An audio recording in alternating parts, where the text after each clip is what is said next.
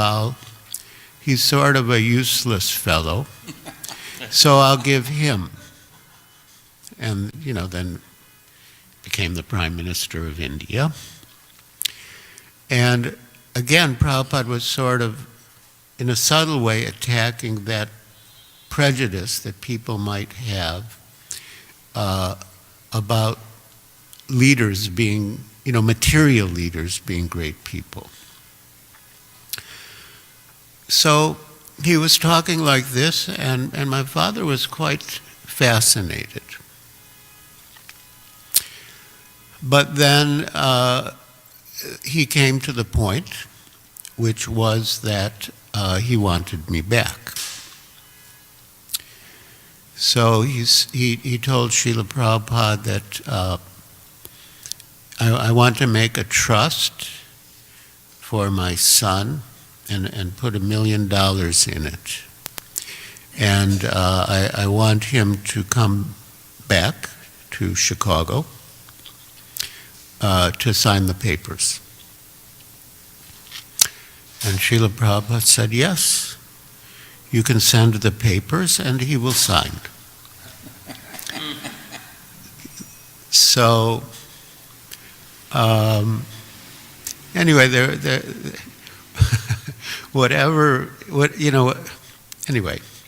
So then my mother spoke because she had her angle as a mother, and that it was that she was very concerned about my health. And I had been quite sick in Calcutta. And in those days, people had the idea that if you didn't eat meat, you wouldn't get enough protein. So she expressed that, and Srila Prabhupada, he usually kept a jar of either rasgullas or sandesh in Calcutta. And he said that, you see these sweets, these are made of cheese, and they're very high in protein. And, his sister was there, Pishima. He had her distribute the sweets to them.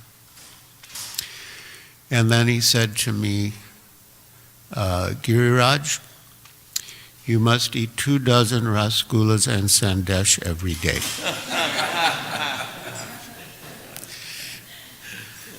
Which I'm still working on. Then,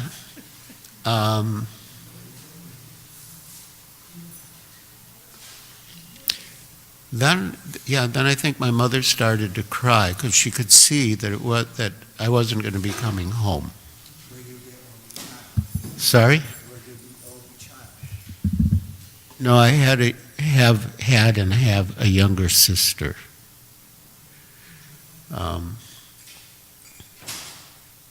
But she always used to say I was her firstborn. So Prabhupada wanted to, relieve her anxiety.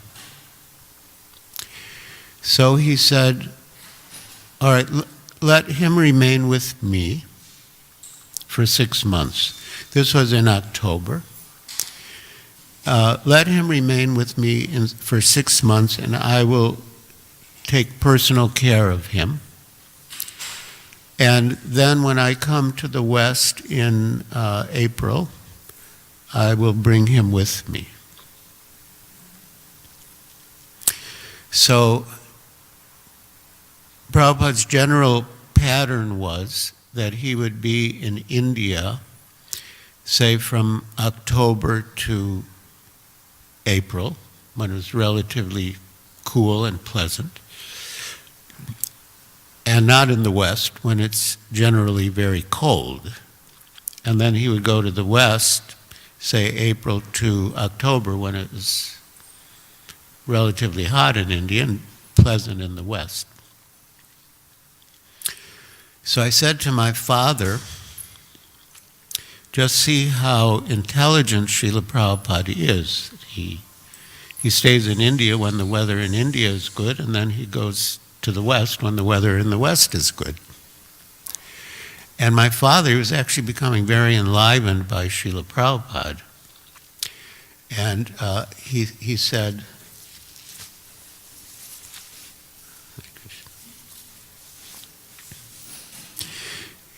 actually, your son is, he said, yes, actually, your master is very intelligent. And Prabhupada said, well, your son is intelligent because he has understood my strategy to be wherever the weather is good. And then my father said, no, actually, you are very intelligent, to Prabhupada. And Prabhupada said, well, I guess I must be, because otherwise how could I attract so many intelligent young men as your son? So it was sort of concluded that he would, look after me personally and bring me with him when he went to America in April. And as we were leaving the room, my father said to me, I will say two things about your master. And in my father's value system, these are like the two highest compliments he could pay anyone. He said, I'll say two things about your master. He's a brilliant organizer, and he really knows how to deal with people.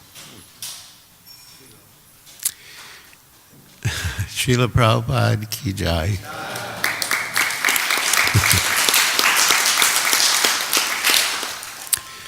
So, a little while after Calcutta, I went to Madras. Satyanarayan Prabhu, would you like to join us here? Share? Yeah, come on. Can bring another chair.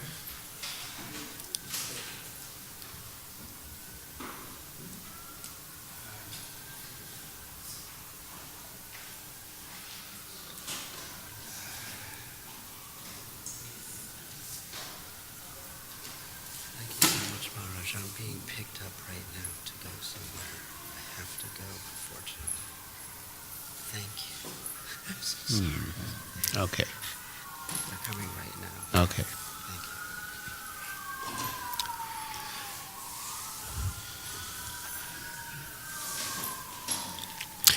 you. And in Madras, we didn't have a center, so I was staying at different people's homes. And I was eating very well, and I put on weight. I was quite, I wouldn't say emaciated, but I was thin when my parents saw me in Calcutta.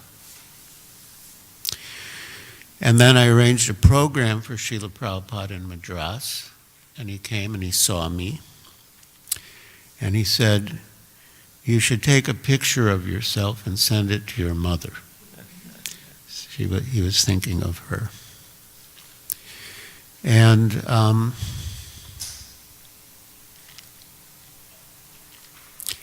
there was one. Well, maybe that's enough for now. Well, others can speak, and if I get inspired by something, I can speak again.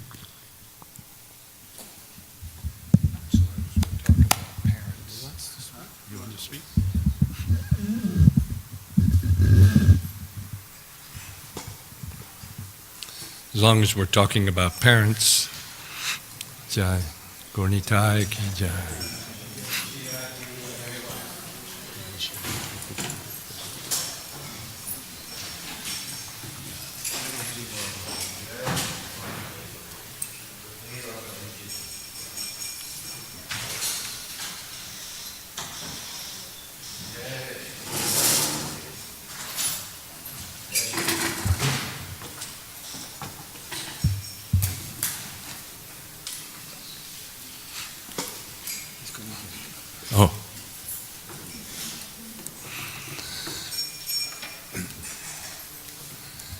As long as we're talking about parents, I was thinking of my mother when both Bhargava Prabhu and Maharaj were speaking, is that when I first became a devotee, she came to visit me on a Sunday feast.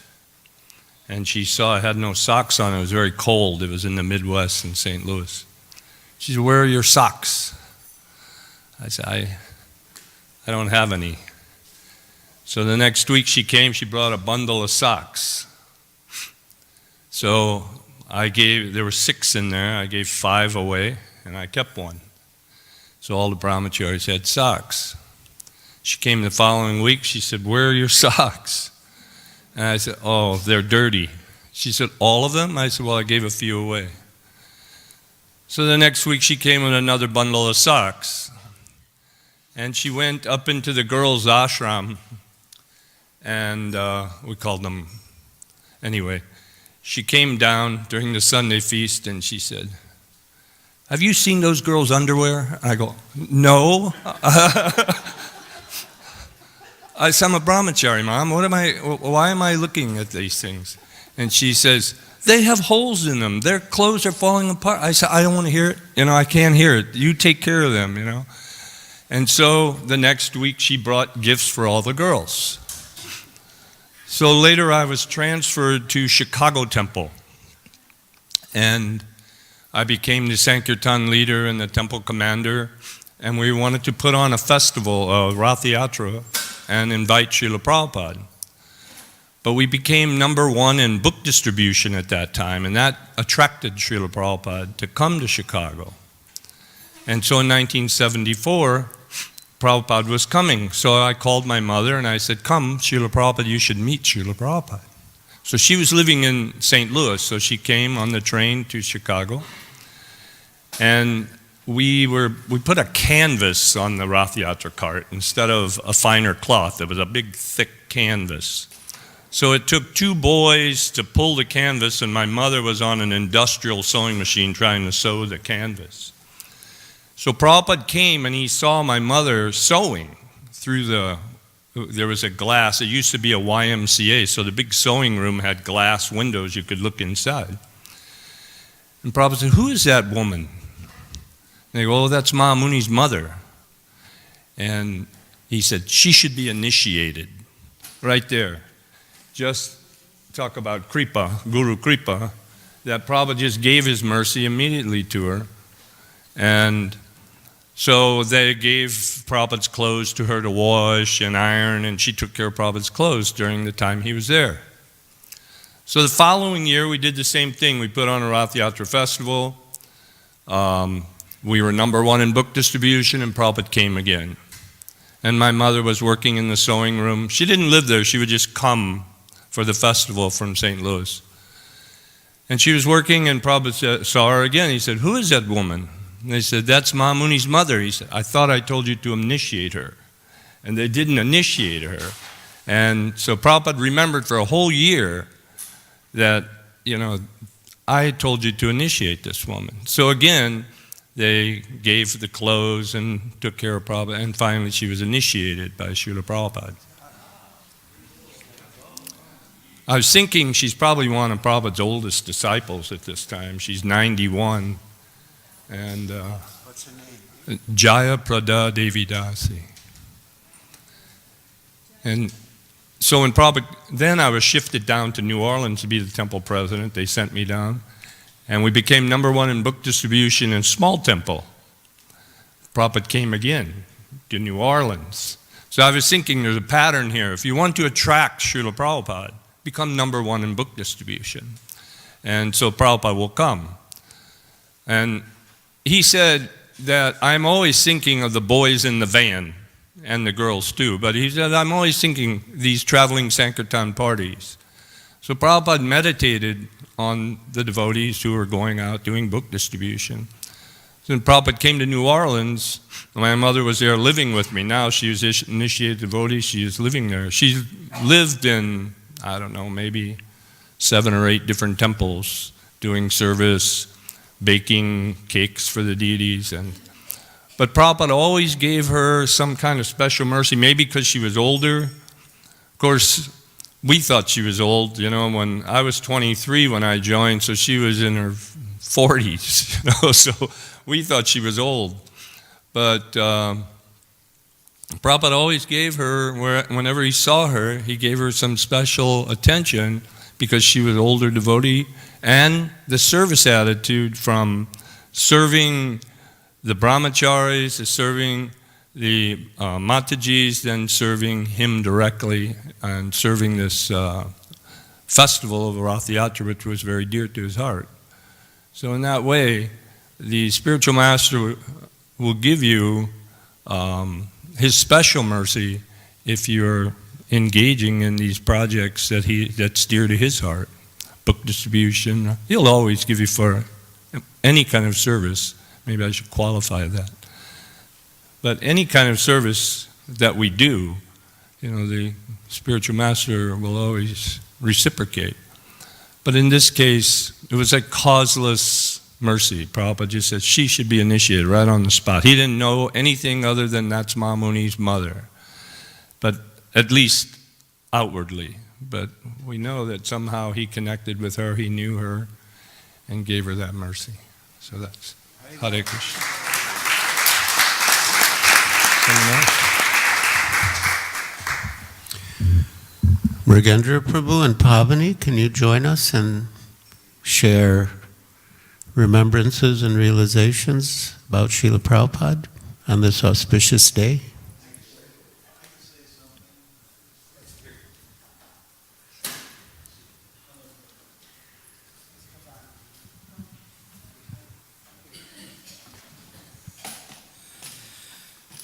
So one thing about Srila Prabhupada was that he was not only a spiritual teacher, but he set up an institution and he managed an institution. And so some devotees get a little confused. They think Prabhupada was perfect in terms of spiritual, but he might have made maybe materially he didn't know a lot about a lot of things, and he might not have been perfect in that way.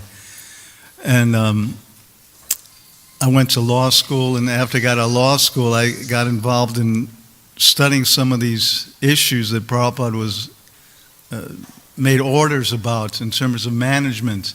And a lot of people had decided that, well, maybe there's a better way to do it and maybe we'll figure out a better way, or maybe it was good for that time, but it's not good for this time. But the more I looked at these subjects, at least with my own analysis, and some other devotees started to see it, that his orders were correct. And some other people later on might have said something that, well, there was a problem here or there, but it was based on their misunderstanding either of the facts or of the law. So we have to think about that not only did Srila Prabhupada give us spiritual orders in terms of following certain sadhana and follow certain doctrine, but also because we're an institution and he's the founder Acharya, he gave orders that were not just for and if he gave an order in 1976, it wasn't just an order that we should think it was necessarily for 1 year. He was thinking in terms of the institution. And so I think we have to take a lot of these things seriously. Of course, a lot of the devotees, they're not really involved in these kind of decisions, so it's not really of your interest in a certain respect. Your interest is to chant your rounds, follow the principles, read the Bhagavatam, read Bhagavad Gita. But because this movement is going to be taken over eventually by all the devotees here and other places that were not disciples of Prabhupada in 1977, that we still have to be knowledgeable about that kind of potency that Prabhupada had. That we say when he was lecturing on his books, or even when he was writing his books, that it wasn't that he was speaking, but Krishna was speaking from within his heart. So we don't then say, well, when he was talking about something else, that he was speaking, but it wasn't Krishna speaking. No, we accepted that when he was speaking about anything, not that he was speaking, but Krishna was speaking.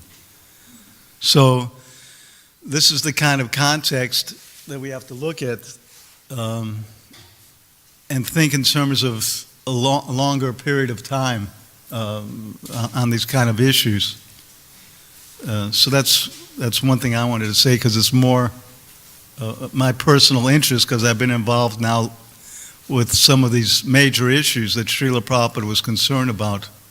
You might know his last will and testament, 80% of it was about preserving the temples and preserving the real estate.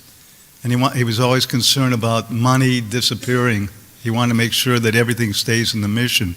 So this is something that we all, at least I was concerned with. That's why it's something I'm talking about. Did he ever ask you a question, or did you ever speak with him, or did you have... Well, yeah, Mamuni mentioned Chicago. I was in Chicago also. So Sheila Prabhupada came, and we had a meeting of the Sankirtan devotees that Udama Shloka was the temple president. He arranged it the day after Ratha Yatra one year. And so Udama Shloka introduced me because I was the Sankirtan leader. We were at the airport in Chicago, and I was helping organize the operation out there. And also I was distributing books. And so Srila Prabhupada, right after Udama Shloka introduced me, Prabhupada said, well, so what do you tell them? So I said, well, we tell them that George Harrison helped us print up these books. Immediately he cut it off. He said, you should tell them something about the book. So immediately we decided that we had to change our presentation and give some more content in terms of what we're presenting to people at the airport when we're distributing these books. So that was my own direct instruction. That was the only one I got.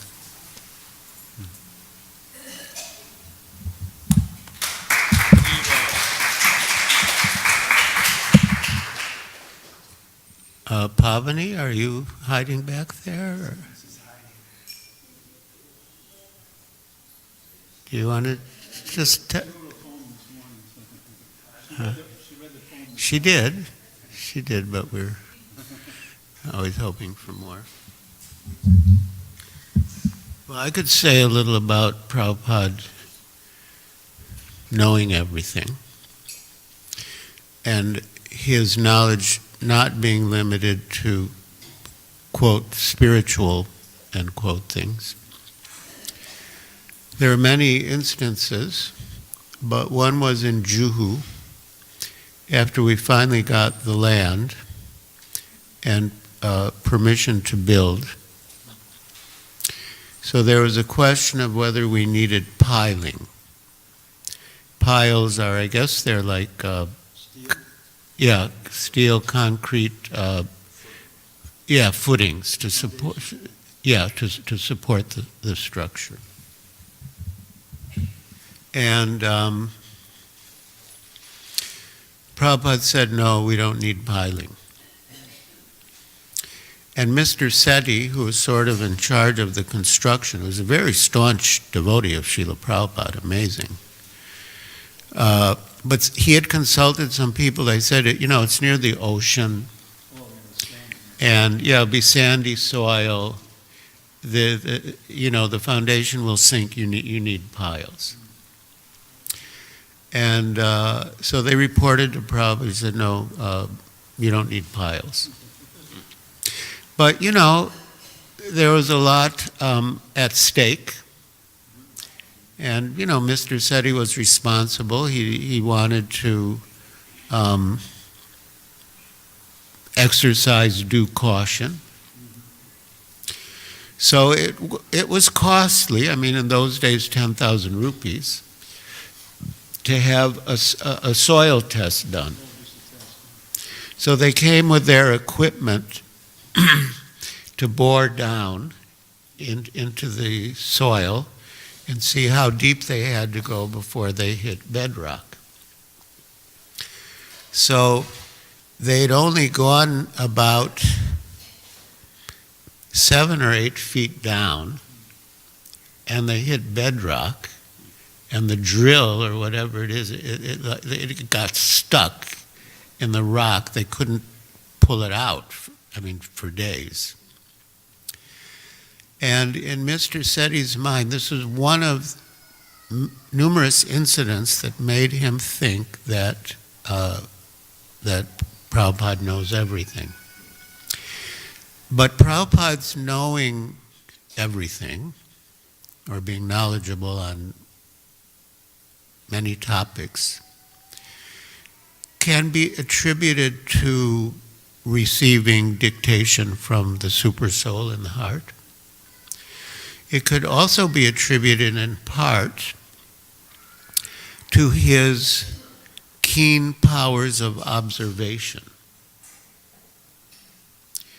Because later he said, and I still don't know how he got this, later he said that he was aware of another building in the area that had been built without piles. And on this topic, so there was a man who, one morning, he approached Prabhupada on his walk as he was walking from the temple to Juhu Beach. And Prabhupada told the man, "Oh yes, you're so and so, and you do such and such as your livelihood." And he told him all these facts about him. So it was like, wow, how did he know all that? And then Prabhupada said that every morning before then, he would see that man standing on the balcony of his apartment. And on the balcony, there was a signboard advertising his name and his qualification and his work. So he said an intelligent person will observe everything. Like his mind is never inactive. He will always observe everything. And he said once there was a question, how many cars are there on the train called the Punjab Mail? It's just the name of a train. How many cars are there on that train? And Prabhupada knew the answer. He knew how many cars were on that train. So, but anyway you look at it, he was incomparable. Inconceivable. One other little incident, little or big. So, in Prabhupada's last year in Juhu, he was in his new quarters, but he was ill. And basically no one was allowed to see him and or disturb him with any noise.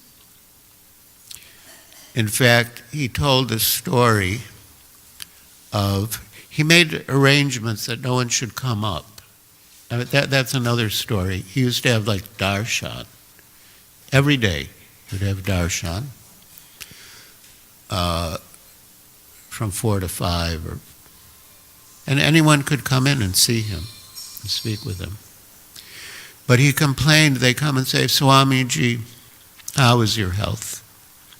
And he said, anyone can see my health is not good, but they just come and waste my time. "Swamiji, how is your health?" So we arranged, under Prabhupada's prompting, that he wouldn't have darshan hours in his new quarters. But he would come down to the temple every morning, and anyone who wanted to see him could see him in the temple. But he was still concerned about his own staff making noise. So he told this story of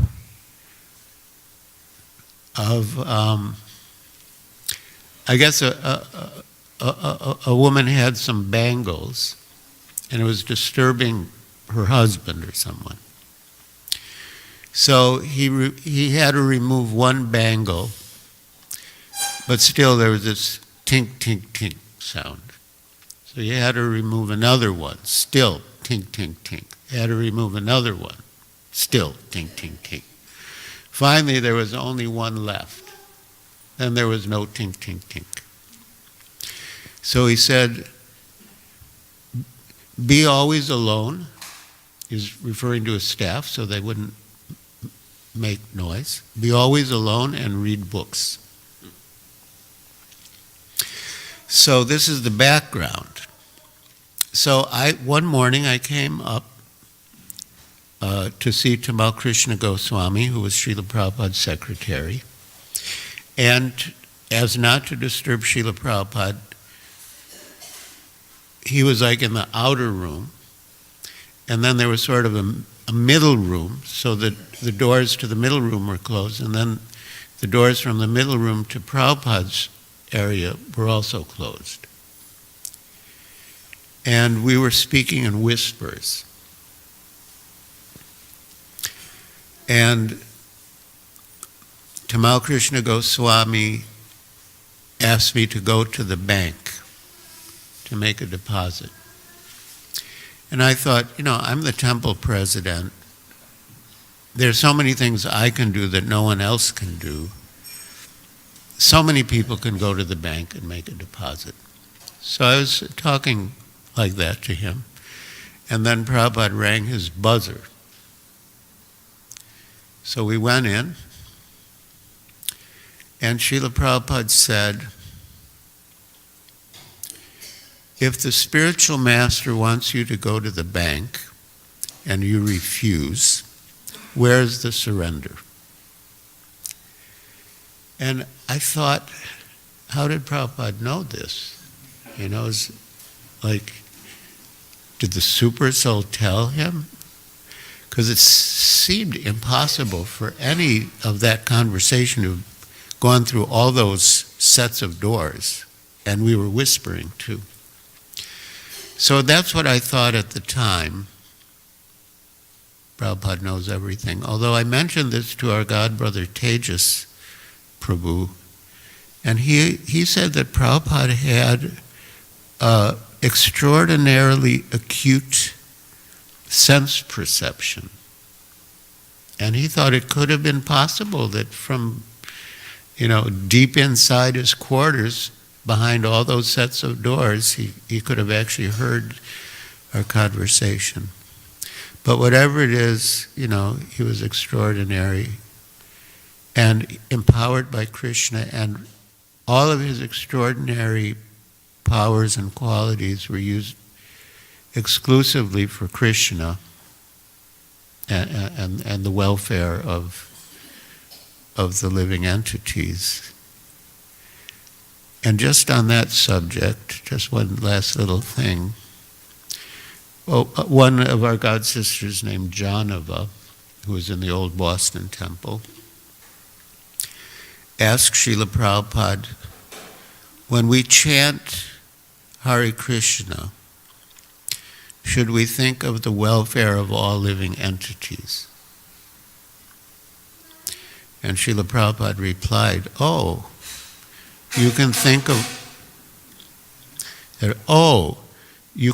of all living entities? You just think of Krishna and he will think of all living entities. Anyone else? Chakri Prabhu?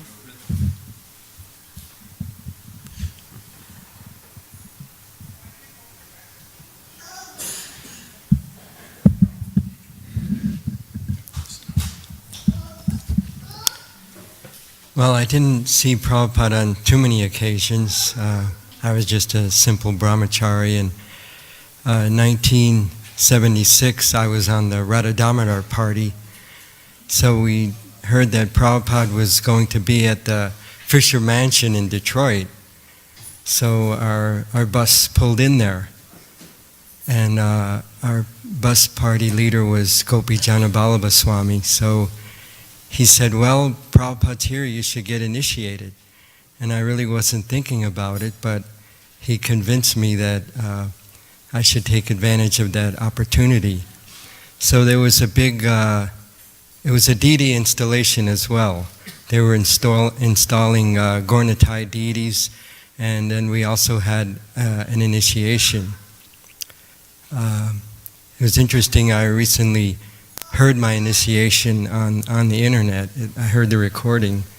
It's really amazing to hear that again. So we had the initiation ceremony, and Prabhupada called me up. He asked me, what's the 4 principles? I recited the 4 principles, and then he gave me my name. So my name is Chakridas, but I thought he said Chetradas, which means servant of the body. So I was a little bit, I thought, yeah, that's true, but still wasn't quite happy with that. But then later on, my bus leader told me what the name was, Chakridas, and I could clearly hear him say that on the recording as well. So I was happy about that. And then I remember at the end of the initiation, we just had this really uproarious kirtan that just kept going and going, and then we just started chanting Jai Prabhupada, and it kept going and going, and Prabhupada got off the Vyasa-san and he started to walk towards his room, and the kirtan just kept going more and more, and we were just screaming Jai Prabhupada, and then there were some steps leading up to a balcony. So Prabhupada just slowly kept walking up that balcony, and the kirtan just kept getting louder and louder and louder. And then Prabhupada reached the top of the balcony. Maybe it was about this height, like this balcony here, or like that balcony there. And then he just turned around and he just smiled at everyone. He get this big smile, and it was like, I remember like the whole room just lit up from that big smile.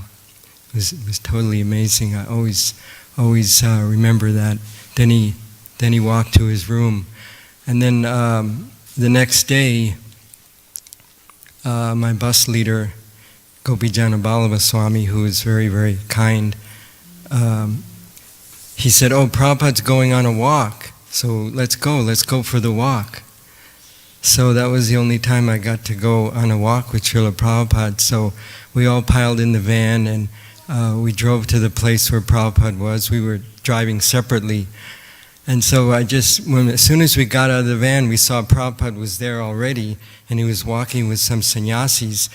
And the main thing I noticed was that just immediately my consciousness changed. Just being in his presence, it was like I could see that he was so blissful and so Krishna conscious. It was like just this bhakti was emanating from him that I could just immediately feel.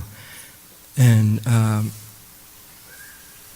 it was just so powerful, his presence. So we started walking with him, and then he made one comment. Back then there was big controversy about which was farther, the sun or the moon. So he made a comment. He said, in the calendar, the sun comes before the moon. So therefore that also shows that the sun is closer than the moon. So I always remember that comment. So he just kept walking, and then he got into a discussion with some of his disciples, and couldn't really understand what he was saying, but that's some of the incidents that I remember from seeing Srila Prabhupada. Jai. Hare Krishna.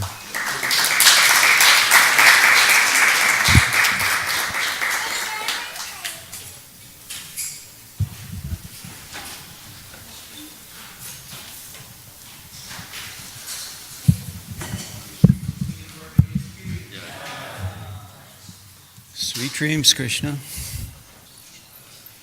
So I have a couple of short ones that I think are kind of important. And we were on a walk with Prabhupada in Paris.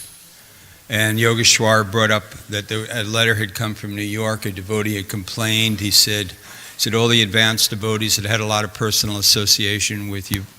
And I feel in order to advance, I need a lot of personal association with you. And Prabhupada said, he didn't say it in a proud way. He said, who is that rascal? He's not chanting his 16 rounds. And he said, all in all, I had maybe 15 days personal association with my Guru Maharaj. So another story was that we were also walking in Paris, a beautiful part of Paris. And he turned and faced the devotees and he said, I want you all to become Krishna conscious philosophers and defeat these rascal scientists and philosophers. So a couple of weeks later, we were back in Bury Place, and I'm from Brooklyn. We're very cynical. So I don't know how I had the nerve to do that. Krishna uses me to disturb Prabhupada, but he wasn't disturbed by it.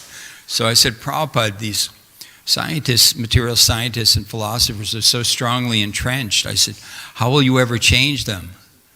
And he said, whether they change, whether they do not change, still I will go on with my propaganda work. And that was the Bhagavad Gita. Do thou fight for the sake of fighting without considering victory or defeat, loss or gain. So, the thing about initiation, Prabhupada said initiation just means beginning. And it's a formality, and it's the giving of the heart, which is the real connection. Like the gopis, they don't have a wedding certificate.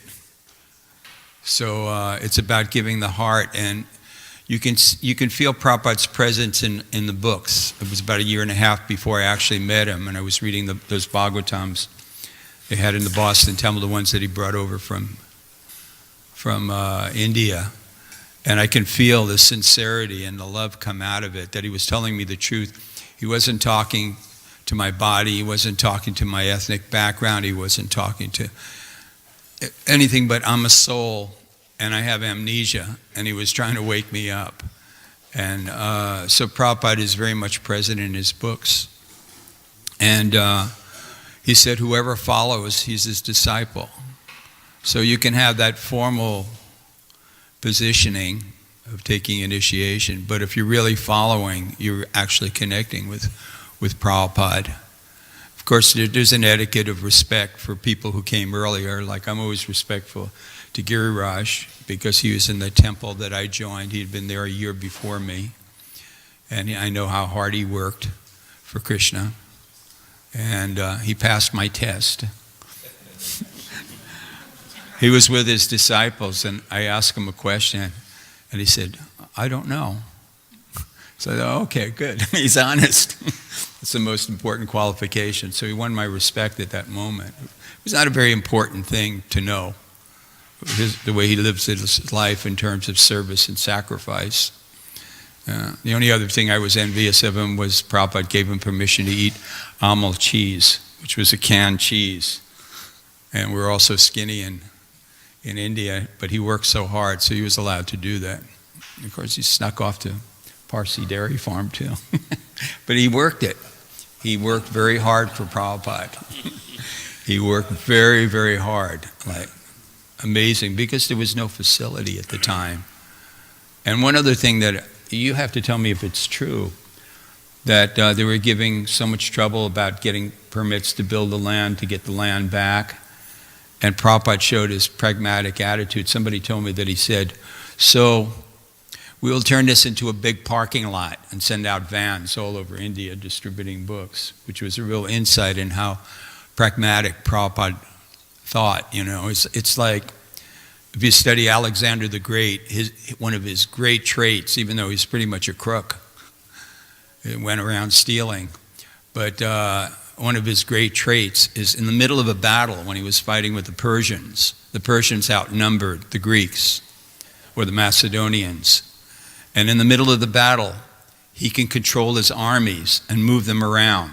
He didn't come in with a set mentality of this is how we're going to face them. You'll be here, you'll be here. He had that brilliance of being able to adjust in the middle of a battle, and that was Prabhupada. He was very brilliant and pragmatic. So, who's next? Archita Prabhu and then Jaguranga Prabhu.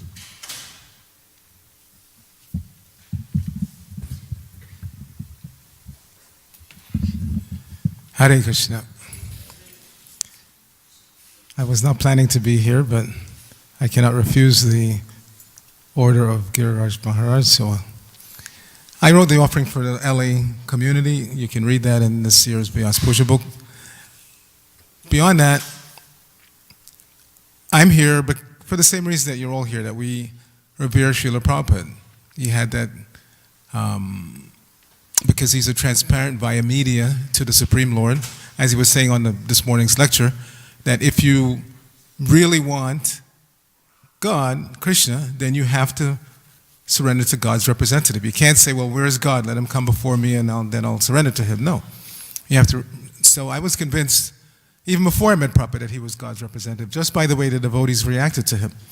When I approached the Henry Street Temple in New York in 1973, Prabhupada was about to visit.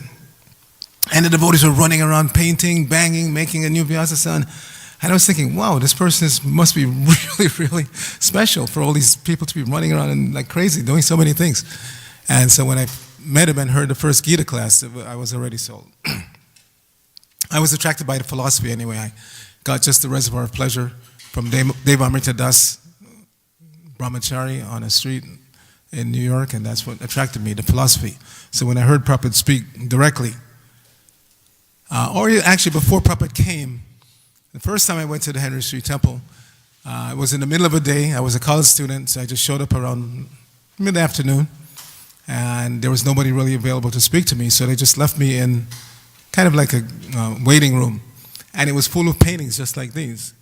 And the one that attracted me the most was the Vishnu lying on the causal ocean with Ananta over his head and the fires of devastation coming out. And I thought, this is definitely powerful. This is powerful. This is not something you can just imagine. It seemed very real and very powerful.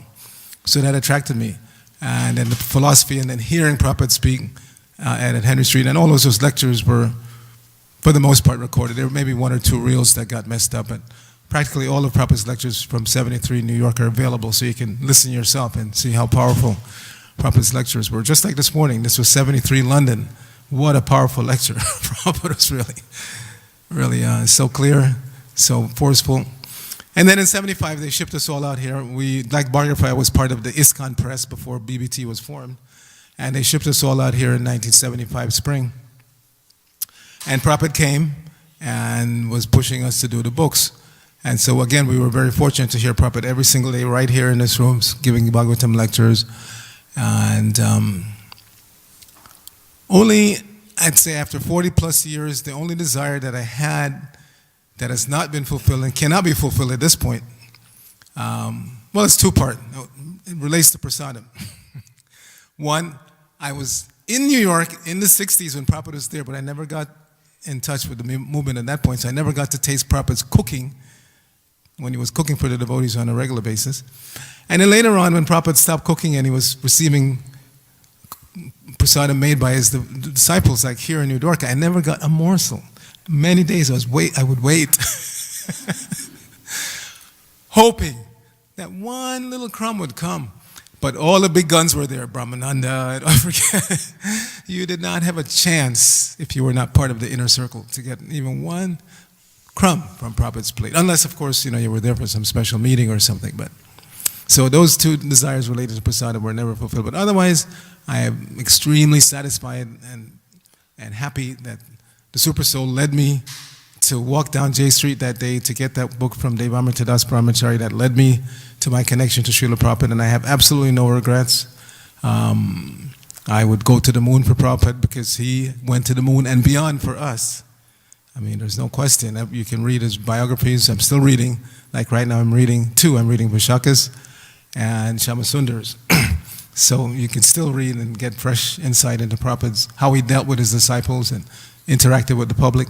So Prabhupada went to the moon and beyond for us. So every one of us, if we're really serious Prabhupada Nugas, which we should be, don't be confused. So many people come and, criticize Prabhupada's ISKCON. That's why I proudly wear this shirt.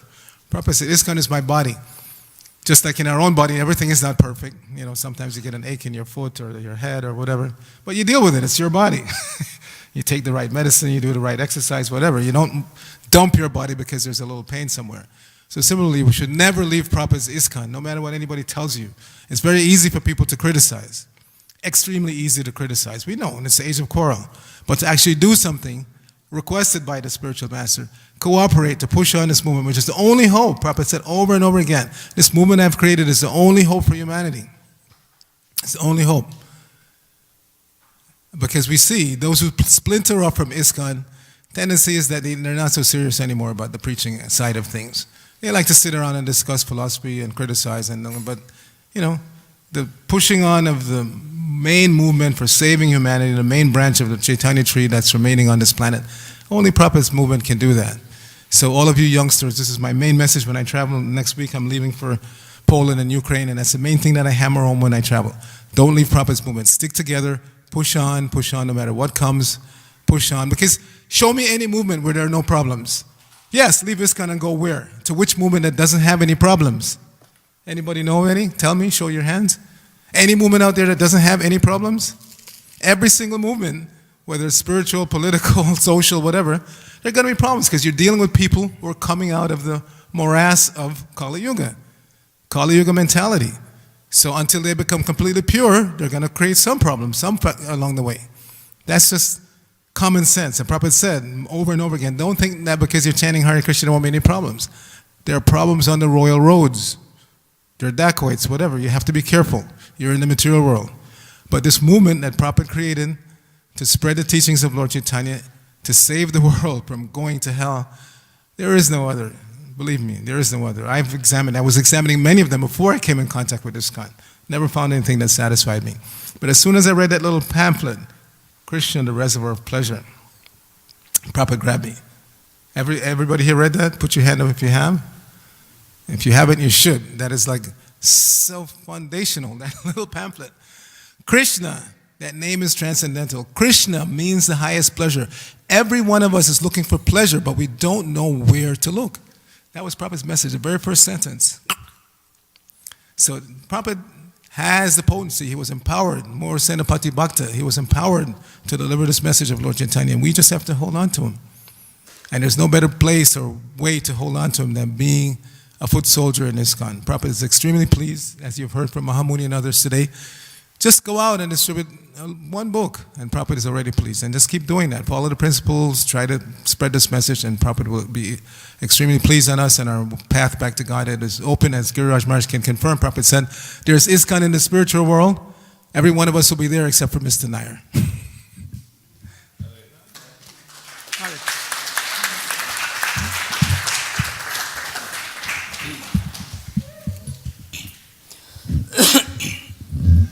Hare Krishna. Well,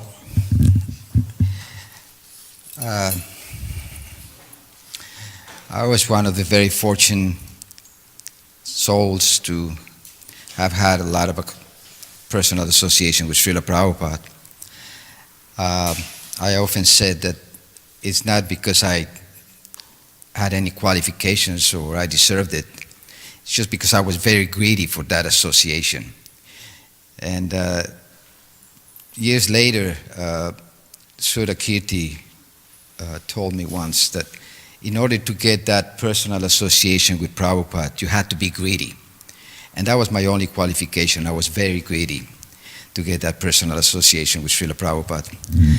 I joined in 1970 in Berkeley. I was just a hippie, tripping out in psychedelics. And I spent a few weeks at the temple, and my memory of those days is a little blurred. I remember just a few devotees, such as Keshava Prabhu, Sridhar Swami Maharaj, who unfortunately left his body, also Keshava Prabhu. And shortly after I joined in Berkeley, I left and I went to Mexico City, where a few weeks later I met Shitsukananda. He had just arrived in Mexico to open a temple. There was no temple anywhere in Latin America. So I was fortunate enough to help Shitsukananda Prabhu and two other devotees, Ujjal and Buddha Dream, to open the first Mexico City temple. That was 1971. After a little short period of time, I came back to Los Angeles, and I didn't come to the temple. I went to stay with some relatives of mine in Whittier, and I had a motorcycle, and I used to come to the temple. It took me a while to find out where the temple was, and I used to come to the temple. And one day in July 1972, I'd never met Prabhupada, but sometime in July 1972, it was July 3rd or 4th, 1972, I came to the temple, and Umapati Prabhu, who was one of my mentors in those days, said to me, "Hey, guess who is here?" And I said, "Who?" He said, "Prabhupada." And I said, "Really?" I said, "I want to meet Prabhupada." He said, "Well, come tomorrow morning for class." I said, sure enough. Next morning, I got up, 4 o'clock in the morning, I took my shower, and I jumped on my motorcycle, and I started taking off.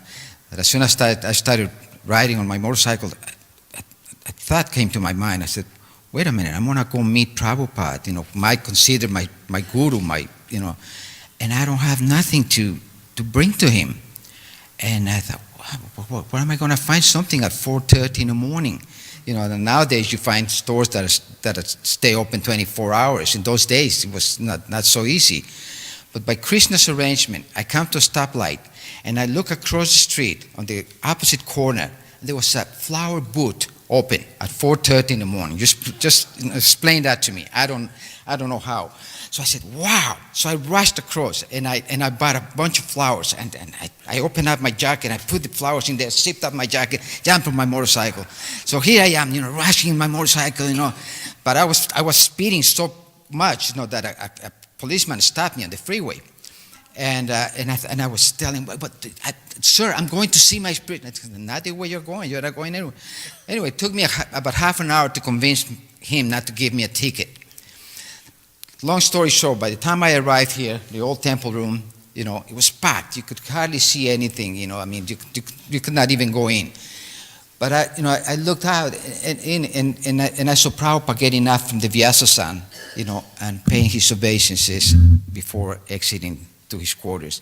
My first impression of Srila Prabhupada, I had seen pictures of him that, he looked big and royal, and, he had a big presence. But when I first saw him, I thought, wow, he's so short. He's so, of course the presence was still there, but his physical, appearance, he looked so little, Nonetheless, I just wanted to see him, but he exited into his quarters, and everybody started rushing out of the temple, and I'm standing there with my flowers and thinking, all dejected, thinking, wow, I missed him, And then one devotee, he saw me with my flowers, and he said, did you bring those for Prabhupada? And I said, yeah, but he's gone. No, he's coming out to the back door in the alley. He's going on a morning walk. Come. So I rushed out, and we all went back there. But in those days, because I left the Mexico City temple and I was staying with some relatives of mine, I had grown my hair again, and I had a bit of a beard. So I'm standing there waiting for Prabhupada, and there are devotees right next to me, all nicely shaven, and I'm, all hairy, but I was clean, but, hairy. And I'm standing there, and this tall devotee, very nicely, clean shaven, he looks at me, he said, are those for Prabhupada? And I said, yes. He said, can I give him to him? And he looked so nice, and I consider myself so, unqualified. I said, yeah, here are my flowers, Prabhu, give it to him. And I was all sad. But then Danavir Prabhu, he was standing right next to him, and he chastised the devotee. He said, no, he brought him for Prabhupada. Give him back to him. Let him give him to him. So he gave me back my flowers, and I'm all excited again. How I'm gonna. So then Prabhupada walks out, very regal, very, elegant, and I don't know what to do. I'm frozen, And Danavi pushes me. He says, go.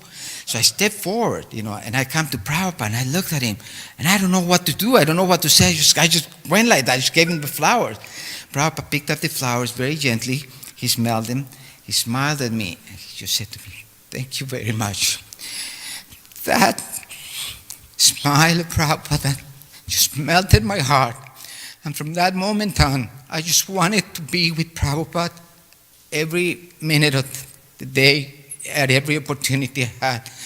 To be with Srila Prabhupada was like being in the spiritual world, in my own experience. It was like being with Krishna, because Prabhupada carried the spiritual world with him, So I used to do anything that I could to be close to Srila Prabhupada. I would play tricks in the mornings when after I moved into the temple, when Prabhupada used to give cookies to children. When the cookies were ready, I would look for the, and as soon as they would come out of the oven, they would put them on a tray, and I would go and steal that tray of cookies and hide it. So when it was time to bring the cookies for Prabhupada, where are the cookies? Nobody knew but me. So I would go and bring the cookies, and I would bring them to Prabhupada, and I would be holding them so that Prabhupada, would give them, and I would feel so important right next to Prabhupada holding the cookies. So I did that a couple times, and then finally I got caught. Prabhu, you can't do that no more. Okay, all right. So then I started stealing the chamara for finding Prabhupada. It was time for, Prabhupada was going to give class, and where's the chamara? Nobody knew. Here I would come with the chamara hiding behind, and I would stand right next to Prabhupada, start finding. Once I was finding Prabhupada, nobody could tell me anything. So I got away a few times again with chamara. Then again, Prabhu, you can't do that. Then I started stealing the peacock fan, anything just to get close to Srila Prabhupada. Anyway, many times I got the chance to, not photograph. I had a Super 8 millimeter camera, and I took footage of Prabhupada several times. Sometimes I would be walking backwards, and some of the sannyasis right next to Prabhupada, hey, Prabhupada, move. And, Prabhupada would be walking, I'd be walking backwards, taking footage of Prabhupada. But Prabhupada was so kind, no, let him take his footage, So I took a lot of footage of Srila Prabhupada. Unfortunately, that footage, I hate to say, but Nisinghananda and Yaduvar lost it. I gave it to them, and they claim it's lost. So I'm a little upset about that, but that's another story. Once I got the chance to guard Srila Prabhupada's room, Rakshana was Prabhupada's guard, and he was my friend, and he said, Jagannath Prabhu, I have to go to the hospital. Can you do me a favor? And I said, yes, what is it? Can you replace me guarding Prabhupada's door? And I said, yeah, sure, of course. So he gave me a gun. He said, you keep this gun under your dhoti, and you sit out there, and just don't let anybody come.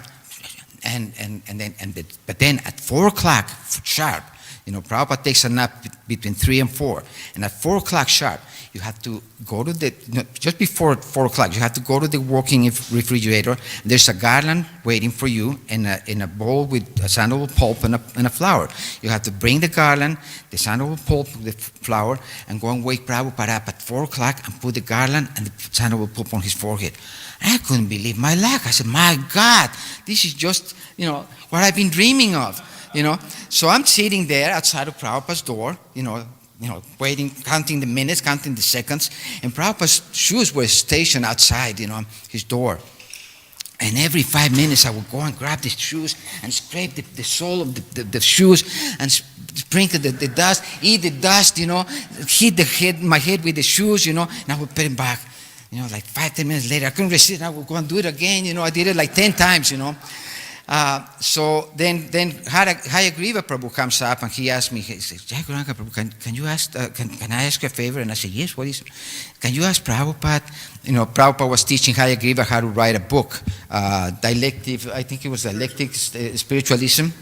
And he said, can you tell Prabhupada, can you ask him what time I can come see him? And I said, sure. Now, one more thing for me to do, And I said, wow, this is just too much. I was in total ecstasy. So 4 o'clock sharp, I'm ready with the garland and flower, the sandalwood pulp. And I thought I'm going to go and wake Prabhupada up. So I entered Prabhupada's quarters. There's the receiving room where his desk is. And I thought I was going to go in the back, to his bedroom and wake him up. No, Prabhupada was already walking out. He was putting on a sweater. And he saw me standing there, and I'm nervous, and I don't know what to say, what to do. I'm trying to say, Prabhupada, I'm not worthy of being here, but I cannot even say anything. I'm just mumbling. Prabhupada just looked at me like, what's this crazy boy saying? He didn't take any notice. He went and sat down. So I proceeded to go and put the garland on, and I started putting sandal pulp on his forehead. But as some of you know, or as I've been deaf since I was a kid. I tend to sometimes speak too loud because I'm very deaf from both ears, very deaf. And as I'm putting sandal pulp on Prabhupada's forehead, he asked me for something, and I couldn't understand what he said. And so he repeated again what he wanted, and I still couldn't understand. I said, I'm sorry, Sheila Prabhupada. 3 times he repeated what he wanted, and 3 times I could not understand what he wanted. And then he became a little annoyed, and he started raising his voice. And I started shaking. I said, oh my God, I've upset Prabhupada. And I had only put sandal pulp on one side of his forehead, and I put the plate down with the bowl, and I started running out, but I was like shaking and really, literally falling apart. I just wanted to sink into the ground, And Prabhupada could see that I was just like falling apart, all nervous and shook up. And just like an expert magician, like if he would have said abracadabra, like a magician, he just waved his hand and he said, finish first. By that wave of his hand and that tone of his voice, all my anxiety disappeared. I became calm, relaxed, and I came back and I finished putting the sandalwood pulp on his forehead. Then I went and got what he wanted. Then I came back and I still had the courage to sit down in front of him and gave the message from Hayagriva. I said, Prabhupada, Hayagriva wants to know what's the best time for him to come, and I'll let him know, he said. I said, thank you, Prabhupada. Is there anything else you want? And I left. So then, later on, I got the chance to travel with Srila Prabhupada to Mexico. Sachidananda Prabhu wanted me to say some of the things that I remember about Mexico. I had the wonderful opportunity to travel with Sheila Prabhupada by plane. And that's another one of my, I couldn't believe I'm going to travel with Srila Prabhupada. I was the last person to enter the plane. For some reason, they held me at the counter of the airline because I didn't have a visa. So I was, and I thought I was going to miss the plane. I was in total anxiety. Finally, they let me board the plane. When I entered the plane, Srila Prabhupada was sitting by the window on the left side of the plane, at the very front row of the seats, And he was sitting there by the window, and as I'm entering with my japa, he looks at me, and he puts his hand together, and the expression in his face was like an innocent child, like an innocent little boy who's all excited and who's going to be taken to Disneyland or the park or somewhere. He was so excited. And he looks at me, and he goes like this, Haribol. I'll never forget that expression of Srila Prabhupada and that mood, like an innocent child. Haribol, she just went like that and smiled, and I just melted completely. I thought, oh my God, So I said, Haribol, Srila Prabhupada. And I went and there was a seat behind him, right behind him, there was an empty seat. So I went and sat right behind Srila Prabhupada. I was carrying a murdanga that used to belong to Srila Prabhupada and that I had purchased from a devotee named Amritananda, who had gotten it from Nanda Kumar. And that used to be Prabhupada's personal murdanga. So I was carrying it with me. And Hridayananda Maharaj was on the same plane. He knew that murdanga had been Prabhupada's, so he had me put the murdanga on a seat, put pillows around it, and put the safety belt, so nothing will happen to it. So I'm sitting right behind Prabhupada, and the murdanga is right next to me. And then Jagadish Prabhu came, and he saw that I was sitting by the window behind Prabhupada, and he gave me this nasty, dirty look, like, how dare you sit right, behind Prabhupada? I was going, and I could feel that he wanted to sit there, but I wasn't going to give up my seat. I could see Prabhupada right in front of me, his head, so I stayed there, so it was, in the front it was Prabhupada, Sudakirti, Hridayananda Maharaj, Paramahamsa Swami. And in behind it was me, the murdanga, Jagadish, Murlivardhana Prabhu. And Nitai, Prabhupada's Sanskrit editor, was sitting on the row across with a couple from Venezuela. So as soon as the plane took off, Prabhupada asked Srila Kirti, give me my prasadam, and Srila Kirti, fasten seat belts on, the sign hadn't even been turned off, and Srila Kirti had to comply and put the table, down for Prabhupada, and brought out Prabhupada's prasadam, had him in aluminum foil.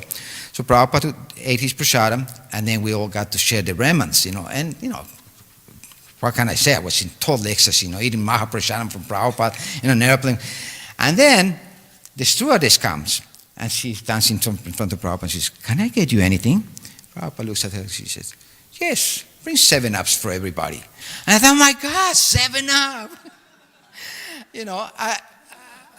I was brought, I was born in a wealthy family, and in my house, they always had crates of sodas when I was a kid. So I was, I used to drink lots of sodas. But I had given it up when I became a devotee because I thought it was Maya. And here I am, sitting in an airplane with Srila Prabhupada, eating Mahaprasadam, and then all of a sudden Prabhupada says, yes, bring 7 hours for everyone. I couldn't believe it. This is just too much. So anyway, the rest of the flight, just went, normal. Just before we land, when the plane starts descending, Prabhupada gets up to go to the bathroom. And I see him going by. And I have an urge to go to the bathroom too, but I don't know if I should get up or not.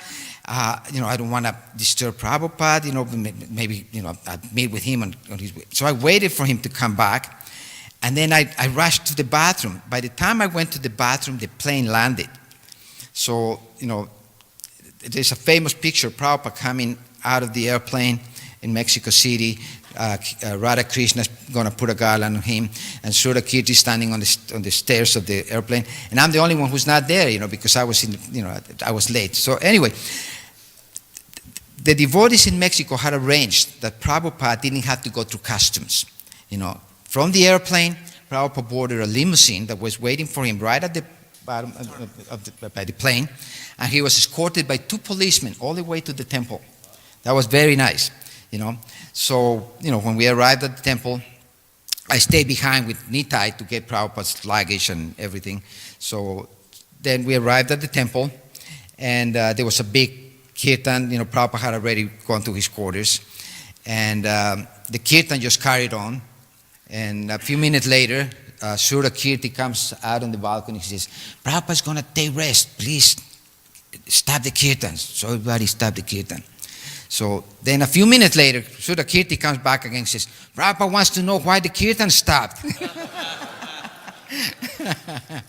So anyway, even though I had joined the movement in 1970, due to some circumstances, I don't want to get into the reasons, there's some circumstances, I did not get initiated, I didn't ask for initiation until 72, but 72, 73, 74, there were many initiations here in New Dwarka, and I was never included, even though I had written an initiation letter, which Umapati Prabhu had, supervised and said, this is the best initiation letter I've read, and he submitted it to the authorities. For some reason, there were some devotees who were objecting me getting initiated, and nothing to do with me. I was married in those days. My wife was 6 years older than me, just graduated from UCLA, and she showed signs that she wasn't going to stay. So they figured, once she leaves, he's going to go after her. And, why get him initiated? So they, sure enough, one day I was working at that spiritual sky. I come home, my wife was gone, and with my son, I didn't go after her, I stayed, but still I was not getting initiated. And I was ready to just kill myself, During that time, I saw Prabhupada many times, and so then Prabhupada comes, and he's, going to go to Mexico. That's when I was invited to go to Mexico with Sheila Prabhupada. And her Dainana Maharaj tells me, if you come with us, I'll make sure you get initiated.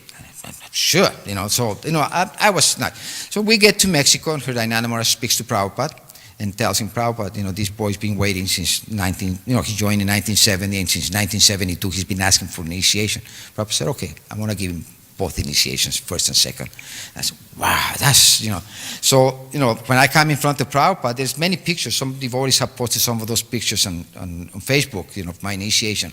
Come in front of Prabhupada, and Prabhupada, he looks at me and he's asking, what are the 4 regulated principles? And Hridayananda Maharaj was having to translate for every devotee in Mexico, in Spanish. But when I answer directly to Prabhupada in English, Prabhupada turns to Hridayananda Maharaj and says, oh, he speaks English. And Hridayananda Maharaj says, yes, he's the boy who came with us from Los Angeles. Oh, that's very nice, So then Prabhupada looks at me and he says, your name is... He looked at me for a few seconds without saying a word, and then he said, Jai Gauranga Das. I didn't hear what he said, I didn't care, and I just threw myself at his feet, to pay dandavats. And I have pictures that Murlivardhana Prabhu took, one of me standing right in front of Prabhupada like that, and there's another picture of Prabhupada pointing like this and laughing, and anybody ever wants to see those pictures, that's some of my favorite pictures, and you can see me, lying flat on the floor in front of Prabhupada paying dandavats, and as I'm paying dandavats, Prabhupada's pointing at me and he's laughing because he said he looks like Gauranga. He told everybody, and everybody just started laughing, And after the fire yagya, I come up to Prabhupada's quarters for my second initiation, and Prabhupada was very mad that day, He was mad because the standard of cleanliness in the temple, the Mexico City temple, was very bad. It was very dirty, especially the Pujari department. And Prabhupada was complaining to Hridayananda, that, what is this? This is not Vaishnava standard. And then on top of that, the few devotees who went in front of me to get Brahman initiation, they could not chant the Gayatri mantra. So Prabhupada complained to Hridayananda Maharaj. He said, what is this? You've recommended all Sudras. They cannot even chant the Gayatri mantra. They're all Sudras and you recommend them for Brahman.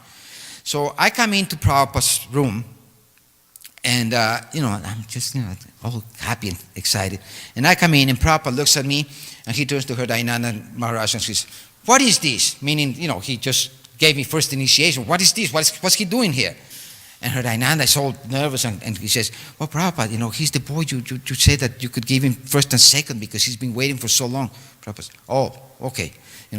So I'm a little nervous because I could see Prabhupada was a little mad. So I bowed down to pay obeisance and there's a little mat in front of, like 5 feet away from Prabhupada. And I thought it was okay for me to put my beads there. So I put my beads there while I'm paying obeisances. And I just posted that story on Facebook because there was another Mata who posted a similar story about Prabhupada complaining about putting our beads, in the right place. So, and I put my beads on that little mat. And as I'm beginning to say the pranam mantras, I hear Prabhupada's voice like a lion. Why do you put your beads on the floor? And I immediately got up and I said, I'm sorry, Srila Prabhupada. And I'm like shaking, And then Prabhupada says, come here. So I went outside right next to Prabhupada. And Prabhupada says, look at my hand. So he starts, to show me how to count with my fingers. He says, look at my hand. I'm looking at Prabhupada's hand. And just momentarily, for just, fraction, a few seconds, I turned to my hand to see if I'm doing it right. And again, I get chastised by Prabhupada. Said, I told you to look at my hand, not your hand. I said, I'm sorry. So I'm just very nervous. I'm being chastised by Srila Prabhupada. But then he gets out the paper. He hands me, and then he tells me, repeat with me. So I started repeating the Gayatri mantra with Prabhupada. When I finished chanting the Gayatri mantra, Prabhupada had a big smile on his face. He said, you chant that 3 times. I said, yes, Srila Prabhupada, thank you very much. So I left. Later on, Hridayananda Maharaj told me, he said, Prabhupada was very happy with you. You were the only one who could chant the Gayatri mantra properly. That's why, that's Krishna's mercy. So anyway, so Prabhupada appointed me to take charge of the kitchen to see if I could raise the standard a little bit. And by Krishna's arrangement, it was my good fortune. Somebody told me, Prabhupada's going to come tomorrow and inspect the kitchen. Well, I did a maha cleanup. I stayed up all night, making sure that the kitchen was going to be spotless clean. And I have pictures of that, the Prabhupada going around the kitchen. So he came and just before he exited the kitchen, when he examined everything, Hridayananda asked Prabhupada, is everything right? Okay. Prabhupada just went like that. He said, he just shook his head, yes. So then I started making these milkshakes for Prabhupada. There is a fruit in Mexico called mamey, which I didn't know. In India, Prabhupada said that chiku was Krishna's favorite fruit, right? You know that. Prabhupada said that chiku was Krishna's favorite fruit.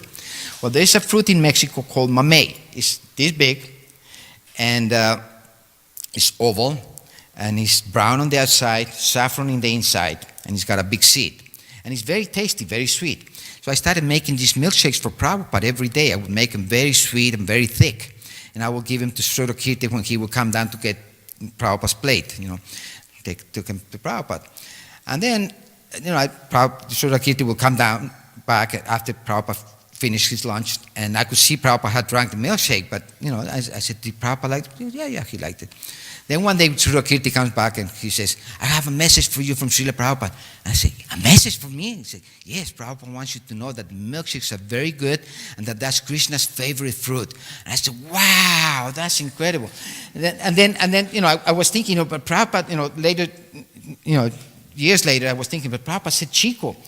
Then, years later, I found out chico and mamey are the same family, just like when you get, different types of bananas, little bananas, big bananas, different types of apples, but they're all apples, they're all bananas. So this is also chico, but it's big. How did Prabhupada know? Just by the taste. He knows everything. So I was so happy that Prabhupada liked my milkshakes. But then there was another devotee named Ramanya who told me, he said, we made these curd balls for Krishna, for the deities, and we add a little salt. It's just like salty curd. We make them for the deities. So I think Prabhupada would like that. So I thought, sure, let's make them. So I made a few and I sent them to Prabhupada. I got cold, Prabhupada thought it was a sandish. So when Prabhupada tasted it and it was salty, Prabhupada got upset. So I got chastised for that, I said, oh well, So then I got to go on a few morning walks with Sheila Prabhupada. There was one time we were walking in Chapultepec Park, and there was some guys, practicing karate, and Prabhupada said, just see, he said, they say they're not afraid of death. So if they're not afraid of death, then why are they? Prabhupada imitated them. I just started laughing. Can you tell the past time when the pujari was bewildered, Prabhupada was hungry? Oh, yeah. There was one time when Prabhupada was hungry, and Prabhupada said, bring me my prasadam, and the devotee said, but Prabhupada, the prasadam is being offered to the deities. The plates are still on the altar, and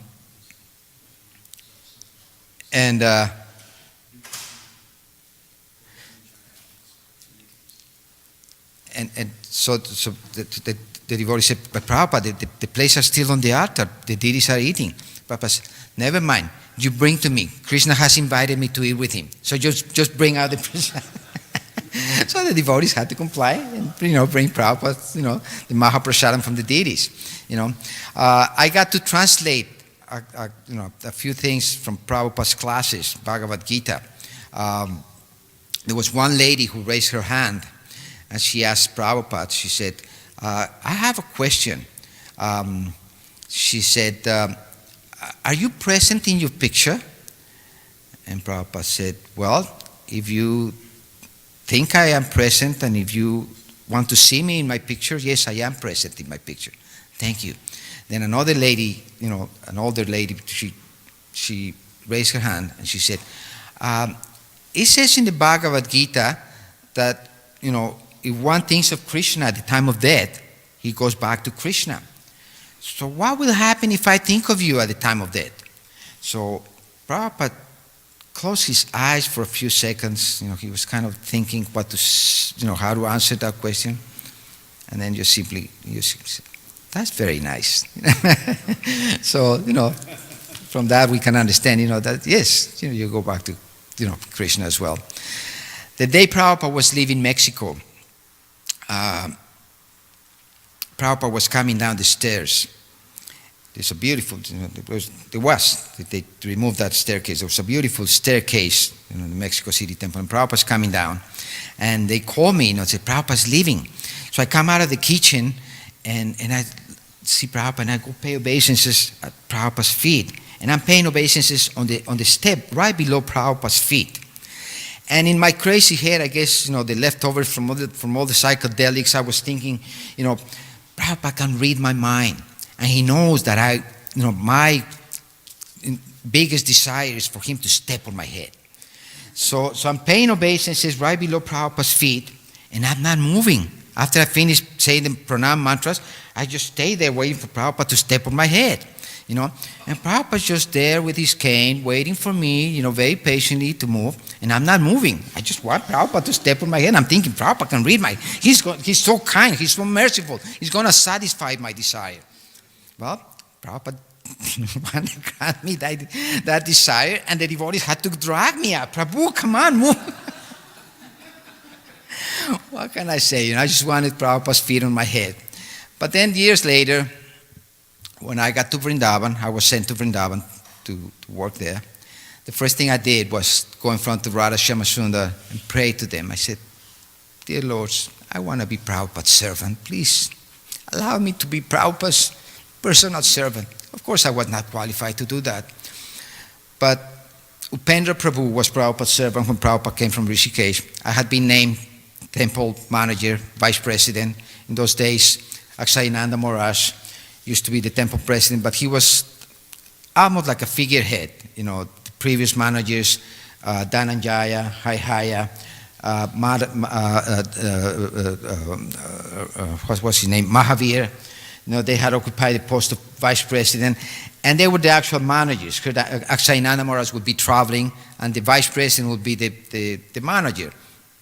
So when Mahavir left, Canadian devotee, Gopal Krishna Maharaj asked me if I would like to, take over as vice president. I said, sure. So when Prabhupada came from Rishikesh, I was the vice president, and that was, my golden opportunity to, get as close as I could to Srila Prabhupada. At every minute of the day, I would come with any excuse to see Prabhupada needed anything. What can I do for Prabhupada? And then Upendra, who was Prabhupada's servant, he was my friend, and he would go, hey, Jai Gauranga Prabhu, come. We need to change Prabhupada's clothes. You want to help me? Prabhupada cannot move very much. He's a little weak. Sure. So I started, doing personal service for Prabhupada. Even though I didn't become the servant of Srila Prabhupada. I became the assistant to Upendra Prabhu, the assistant to Prabhupada's personal servant. So I started, changing Prabhupada's clothes, giving him water to his mouth, wiping his mouth, massaging Prabhupada's legs, massaging his feet. I became Prabhupada's personal carrier, not just by myself. Prabhupada would sit on a rocking chair, and I would, pick up the rocking chair from the front, and somebody else would pick it up from the back, and we'll take Prabhupada to the temple room. And that was my service every day. Then when we got to the temple, someone would bring a pillow, from the guest house, and I had a little mat, which I have as my own personal maha, that I would put on top of the pillow. And Prabhupada had his feet, like, on a similar stick like this, that was on the rocking chair. He would be holding his feet there. So my service, I would sit right next to Prabhupada. I would grab Prabhupada's feet and put him on that pillow, on that mat. And then I would sit there. And then when it was time to take Prabhupada back to the temple, I would take him back. One time, Yashodananda Maharaj was big and strong those days, he was carrying Prabhupada in the back, and I'm carrying Prabhupada in the front. And I have Prabhupada right in front of me, and I'm walking backwards. And Yashodananda, because he was strong, he was pushing too hard, And the whole time I'm feeling like I'm going to fall down because he's pushing too hard, and I'm walking backwards. And then on top of that, Prabhupada's chastising me, but he would not miss a thing. Why is that broom lying there? Why is that, he wasn't as strong because he was a little weak, but he would point out, why is that broom lying there? Why is that corner so dirty? And I'm just like, I'll take care of it, Prabhupada. I'm sorry, I'll make sure that it gets clean, But I'm also nervous because I feel like I'm going to fall down. Sure enough, we get to Prabhupada's house, and there's a little step to go up. And as I try to go up, Yashodananda pushes, and I fall down myself with Prabhupada right here. And somehow or other, I managed to keep the balance and not drop Sheila Prabhupada. but I just went like, so I fell down myself. And Prabhupada didn't move. He didn't, he was totally transcendental, and I regained my balance, and I'm like all, red and white and yellow, every color of the rainbow, like thinking Prabhupada's going to chastise me, going to say, you clumsy fool, something. So I put the rocking chair down, and I put my hand, I had to have Prabhupada get up, and as soon as Prabhupada gets up, and I'm waiting for him to chastise, Prabhupada who puts his hands together, he said, thank you very much. That's, wow, that's so much mercy from Srila Prabhupada. And just one last thing, I could go on, so many, memories of my little, relationship with Srila Prabhupada, which Prabhupada, once I said this to one Mataji. I was telling her that my own personal realization is that, Krishna, he could make all the gopis feel that he was dancing with each one of them at the same time. And Prabhupada, because he has the same qualities as Krishna, being his pure representative, he could make each one of us feel that we were getting that personal attention just for ourselves. He could make you feel unique. He could make you feel so personal. So, each one of us has our own stories, and each one of those stories is so personal and so transcendental, So, one of the things that, I wanted Prabhupada's feet on my head, the whole time. When I was, I used to massage Prabhupada's legs and feet. Sometimes I would be there by myself, and I would be the only one in the room. I would be sitting on the floor. Prabhupada would be lying on his bed with his legs stretched out like that, and I had Prabhupada's feet right in front of me, and I'm massaging his feet very gently and his legs. And I was like, oh, there's nobody to see me. So I would just put my head right under Prabhupada's feet, and Prabhupada could see what I was doing. He was just one like that, And I did that so many times. So in the end, Prabhupada and Krishna, they granted me that desire of having Prabhupada's feet on my head, So many, like I said, so many things I could say, but I don't want to. Please, thank you, everybody for allowing me to share my.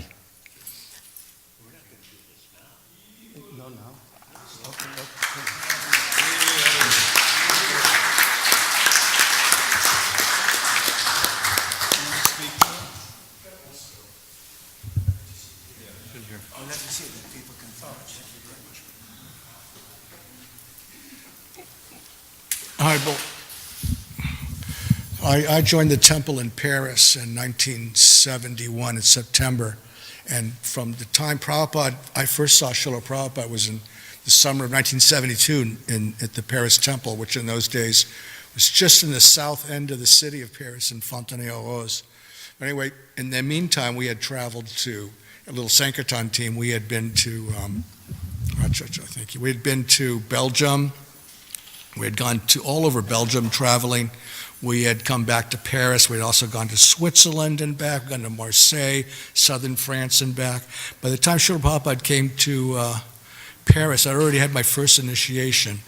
And also Bhagavan had arrived from Detroit, become the new GBC, and he asked me to become the temple commander. So all the devotees got to go on morning walks with Prabhupada and had a lot of association with Prabhupada, had classes, things where I had, as temple commander, I had to make sure the prasadam, we had devotees coming from Germany and England and all over the place, and even from the United States. And I had to make sure everybody, the prasadam was being bought, bhoga was being bought, prasadam was being prepared, etc., and like that. Finally, like the third or fourth day, Bhagavan said, "You get to go on a morning walk with Sheila Prabhupada today." And I thought, oh wow, my prayer has been answered. You get to go on the morning walk just like everybody else has. So I was walking. We got on the little Volkswagen van, brand new van that a devotee had purchased for the temple. He had gotten some settlement or something, and went to this big park in Paris and got out of the van. And as we got out, I thought, wow, because we're different. We still really stood out. People really weren't used to devotees like they'll ever be, but in those days it was a little rough. So I did a little bit in front of Prabhupada, like protective, in this way. And I was walking a little bit ahead of him, like, kind of a defiant attitude, like try and do something. Prabhupada, he took a step forward, just a little bit ahead of me, and knocked me with his shoulder as if to say, no, I protect you. I'm the guru. I'm like your father. You're like my kid. You let me be the boss here. I'm the kshatriya. And I looked at him and he smiled at me and I understood and I got back a little bit and he smiled again and we were walking along and Prabhupada said, when you dream of me, I'm actually there. And I said, oh, John, very nice. And he said, no. When you dream of me, he said with a lot more emphasis, I'm actually there when you dream of me. So I said, wow. I said, John, Prabhupada. And he said, also, I'm in my photograph, dreams and photographs, I'm there. And we're walking along, Prabhupada looks at me and he says, it must have been a group of about 10 devotees or 15 devotees because I was just on his side. He said, do you know what is sex? And I'm a brahmachari, and I'm thinking, what? Why did he bring that up? But I said, but I say yes. He's not going to say anything. I think he wants me to say no. He wants to explain what sex is. So I said, no, Prabhupada. And he looked at me, he smiled, like he knew that that I could read his mind like in this way. And he smiled and he said, sex is when a man and a woman, they don't just get together physically on the gross material level. They get together on the subtle level. Their subtle bodies are also combining. He says so. This combination of the subtle bodies attracts a third subtle body who needs a gross material body. He says, Prabhupada told me, he says, there are many Brahmins and demigods who want to take birth in this movement. And I said, oh no, I don't. He says, I think he wants me to get married. I thought, this blew my chances out. I'm not going to be a big sannyasi now. Anyway, after that, I was a bit in awe, But anyway, as temple commander, Prabhupada said, let's go here to the right. Let's go. And I said, Prabhupada, it's time to go back to the temple. I said, we have a lot of things to do. And Prabhupada said, but I really want to go over here. And I said, but Prabhupada, I'm temple commander. And Prabhupada looked at all the devotees and says, oh, he's the temple commander. We have to do what he says. In fact, later I thought, God, I could have spent another hour with Sheila Prabhupada having an intimate association. I still kick myself over that. Anyway, there are a lot more stories, but I'm sure other devotees have better stories than I do, more intimate stories. Jai Haribol, thank you very much.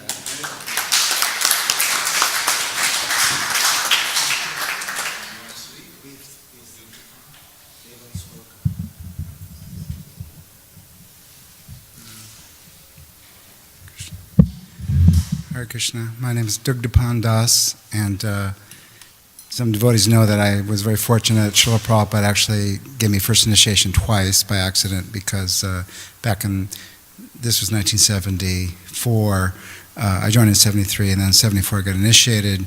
There was a letter sent with devotees' names for initiation, and Prabhupada was traveling so much it didn't get answered, so after 6 months they said, well, we need these devotees to get initiated. So they sent another letter and added a bunch of other devotees. So then both letters came back in 10 days apart, and I was given two names, which was Dugdapan Das and Dhananjaya Pandit. So there was some, what name should you have? And I said, I like Dhananjaya Pandit, it's a very strong name. And the GBC said, no, take the first one. So, and I've never heard of anyone have that name, which means Krishna is very fond of drinking milk. Dugdapan means that.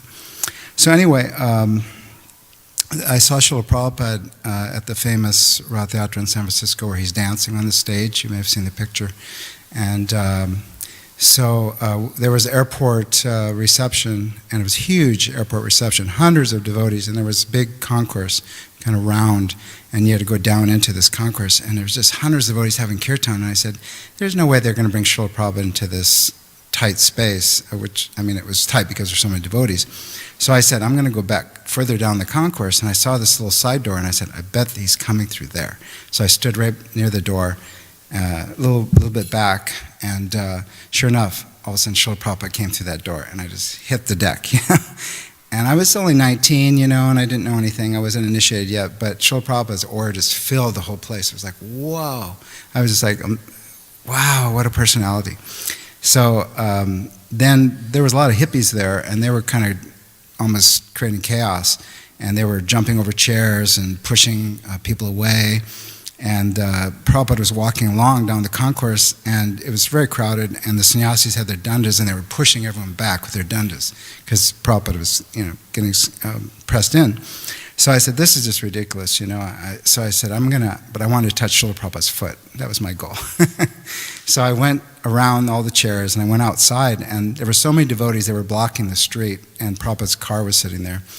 And so Srila Prabhupada came out through the devotees, and the sannyasis were pushing people back, and I fell to the ground and saw Prabhupada's foot go by, and I reached out and touched the back of his foot. I said, Jai. And then I think Hridayananda was like, someone's down there, and they like pulled me up because people were getting trampled, and but I was just really in bliss. So then at Rath Yatra, Srila Prabhupada I was riding on Balaram's cart, and I was looking down, and Srila Prabhupada had gotten off the cart somewhere during the parade and had gotten in his car. So then they pulled the car up, and Srila Prabhupada got out, and again the sannyasis made a pathway for Prabhupada to walk through to get to the stage, and the hippies were just, grabbing Prabhupada. They were just like, Prabhupada is going like this. You know, they were grabbing his shoulders, and he was just pulling their hands off him. And I was like, wow, this is ridiculous. But anyway, then of course later, Sheila Prabhupada was dancing on stage, and that was really the high point of the whole day. And I was standing at the back of the area with Temple President from Denver, where I joined, and we were like, wow, you know, Sheila Prabhupada's dancing. So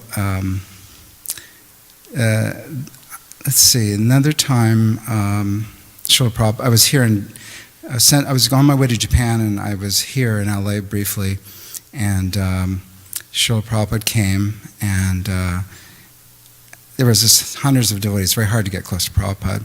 So he would go on his morning walk. So the first morning I waited outside on the side here, and there was 30 devotees when he came back, and we all paid our obeisances, and Prabhupada went to his quarters and then gave class. And then the next time there was like 10 devotees.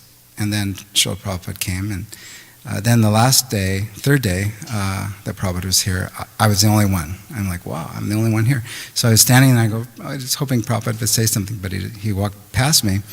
And then there's tendency to be a little muddy water in that alley. So I looked, and you could see Srila Prabhupada's footsteps, because he wore these canvas shoes, and they had little grids on the bottom, and you could see his muddy footprints going all the way up the stairs to his quarters. So I asked the guard if I could wipe up the stairs, and so I took my Prabhupada hat off, and I turned it inside out, and I wiped up all the stairs and put it on. So that was really sweet. Being a young devotee, you really couldn't get too close to Srila Prabhupada in those days. But I did see Srila Prabhupada sitting in his garden speaking to the professors. He used to speak to different professors in the garden, and you could watch him from the window, which is now the store window, I believe. And so I got to see him there. And then the only direct service I ever got to Srila Prabhupada was I was a head cook in Houston, and the temple president was going to Atlanta to see Srila Prabhupada, and we had milk that we would get from these Guernsey cows, and these Guernsey cows give a lot of butterfat. So I'd make this burfi, you know, just cook down the milk with sugar, and it would be very, very creamy because of the butter. So he said, this burfi is so good, I'm going to take some to Prabhupada. So he packed it up nicely in a box and gave it to Prabhupada. And he said, he watched Srila Prabhupada eat it, and he said, Prabhupada said, oh, this is the best burfi I've ever had. So that was really nice to hear. Let's see. Speaking of dreams, I had a dream that was very, very clear, and I was cooking in the temple, and every dream I have about Prabhupada, I'm a brahmachari, with a shaved head and, you know, tilak and everything. So I said to this one devotee, you know, there's a spice. I never understood how to use the spice properly. And he said, why don't you ask Srila Prabhupada? I said, I can ask Srila Prabhupada? He goes, yeah, he's upstairs. We'll go up. And I said, really? And because, you know, in my dream, I'm like, wow. So we go up to Prabhupada's quarters, and they knock on the door, and they open the door, and I could see Srila Prabhupada laying on his bed, similar to upstairs here, and resting. And his servant comes over and said, "What is it?" And he said, "This devotee wants to know how to use a certain spice." But I'm like, "There's Srila Prabhupada," I'm like that. And Prabhupada said, "What's wrong?" And then I said, "Oh, Srila Prabhupada, I never thought I'd ever get to meet you, but by your mercy, I have."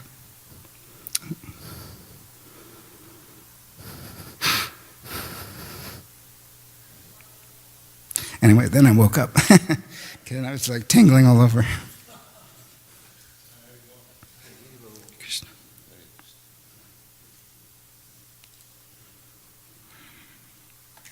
That's it.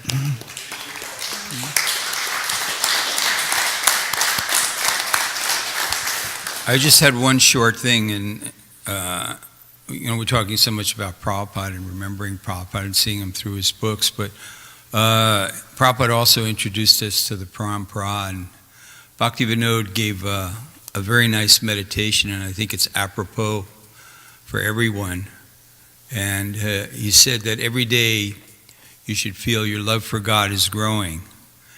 And if it's not, do a introspective search and try to figure out what offense or neglect you've done. And he said, and then correct it to the point where you feel your love for God is growing. So I think it's a really important meditation that we have to be responsible for our own consciousness. So I just wanted to pass it on.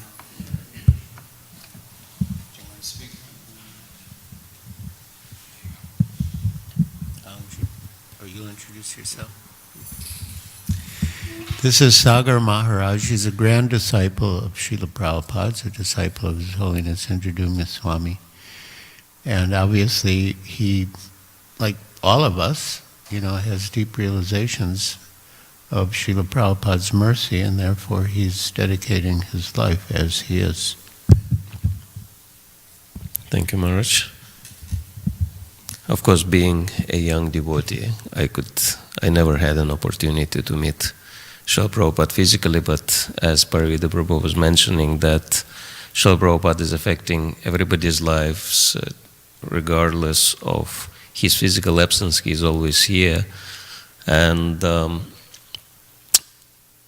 I'm coming from Russia, and Srila Prabhupada came to Russia only once in early 70s. And I'll quickly refer to this story because it's connected to my life and what happened to it. Because Srila Prabhupada was really shocked having experience of Russia.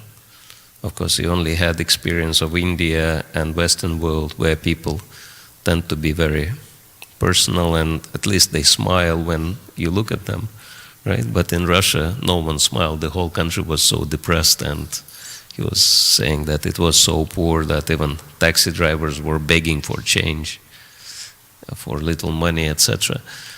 And everything was so full of, people were lining up to buy anything, like even few bananas, people would have to queue up for hours, or apples, and Shyamasundar Prabhu was spending so much time running around trying to get something for Srila Prabhupada to eat. And then they were going to the walk, and Prabhupada saw a huge line at the Red Square. He was asking what this line is for, and then Shyamasundar Prabhu found out that they were not selling anything. It was the line for people to see Lenin's dead body in the mausoleum, and Prabhupada was saying, what they want to see the dead body for? Don't they understand that he's not there, etc. And then he was so shocked to see the reality of this country. He said, this is what's happening when people are deprived of God in their lives. And then he made a very interesting statement. He said, but when the people of this country will start chanting Hare Krishna, this demonic system will collapse on its own. And then, of course, we know he set up the process, and from this one visit, Krishna consciousness started spreading all over not only Russia but all the 15 countries which were comprising, the Soviet Union was comprising of.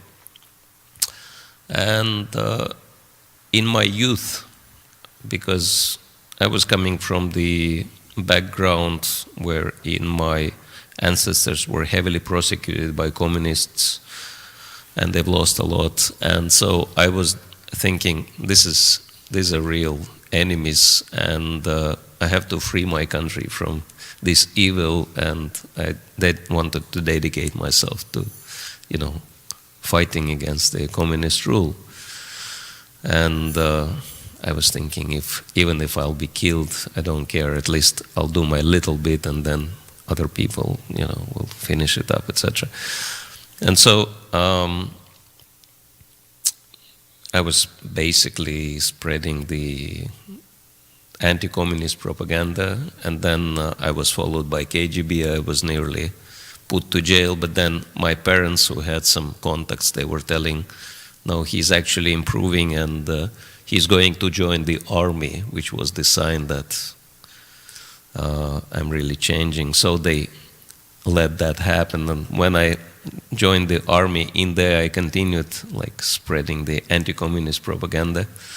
And then they caught me there and they said, you got the last chance, you didn't use it, so we're going to put you to jail. Not even to jail, but I had to face really heavy consequences.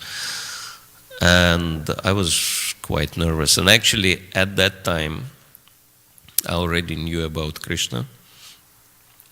I was really praying to Krishna, please help me. I don't know what could happen, but I wouldn't want to go through all this. And then at the time when they were about to, start a trial case against me, the change happened in the country. It was 1984, and suddenly, out of blue, the two political leaders of the two Soviet countries, Gorbachev and Shevardnadze, they decided, okay, we don't want any more communist system, we're going to go back to democracy. And they opened it up, and people started speaking openly about all the faults of the system. And they couldn't prosecute me because what I was speaking, the whole country started speaking, and so they had to drop the case. And this was really like a miracle for me. They were about to finish me up, but then they kind of collapsed. And I didn't know back then why it happened, but then later I realized, because Sheila Prabhupada, he set the process when people started chanting Hare Krishna in the country, and so 13 years later, because so many devotees started chanting Hare Krishna, Krishna just organized this political change in the country, which actually saved my life. I would not actually be alive, because the kind of punishment they wanted to put me through, I wouldn't survive. But then I've realized that I actually owe my physical life to Srila Prabhupada. Because of Srila Prabhupada, I'm still alive. And so I thought, just it would be fair if I dedicate my life to serve him and Krishna. Hare Krishna.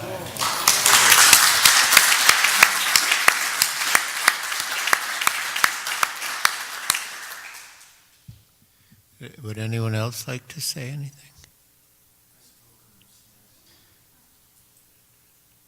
Oh, I see, yeah.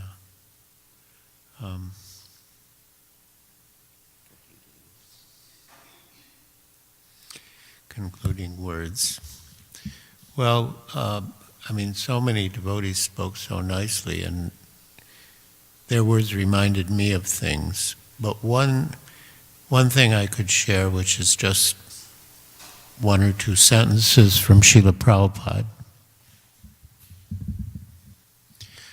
Archita Prabhu spoke very nicely about how he's seen everything, institutions, even before Krishna consciousness, and we should never leave ISKCON, even if there are problems. Of course, there's a very nice letter of Srila Prabhupada's in which he writes, even if there are problems in our society, this is not so important. What is important is that we fix our mind on Krishna. That is Krishna's instruction in the Bhagavad Gita. And that you will not find in materialistic society. That even if there are problems in our society, they're not important.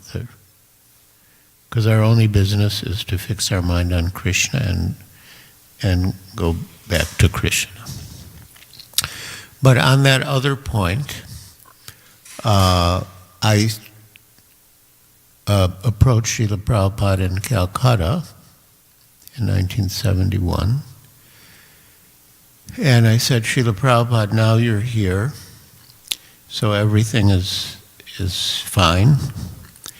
But what if in the future, when you're not here, ISKCON falls from the standard? What should I do? And Sheila Prabhupada replied, and the first part of his statement I didn't exactly relate to, because I was actually quite a new devotee and just trying to help, but I was a new devotee, I wasn't anything. So he said, you are also one of the important members of the society, so you work for the correction, but don't leave. And I can't say 100% that that's for everyone, but why not? I mean, it makes sense.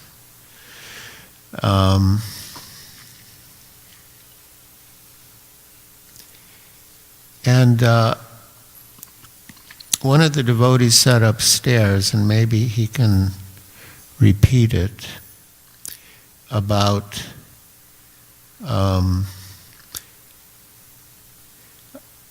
Junior Haridas, that he was, at that time we didn't have the full Chaitanya Charitamrita, and so we didn't really know the full story of Junior Haridas. But Junior Haridas was in the renounced order, but he looked lustfully at a young lady, and so Lord Chaitanya banished him, and then he went to Prayag and committed suicide, Vaishnava suicide, and then he would come back in a subtle form. He was a very nice singer. He would come back in a subtle form and sing for Lord Chaitanya. And who told that story? You did, yeah. Why don't you tell the conclusion?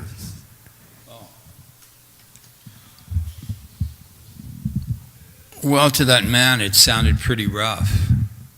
And he was kind of confused that Lord Chaitanya would be seemingly so cruel to Junior Haridas.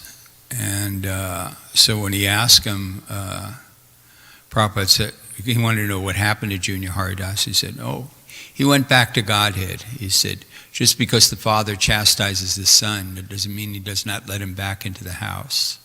And the man's face lit up.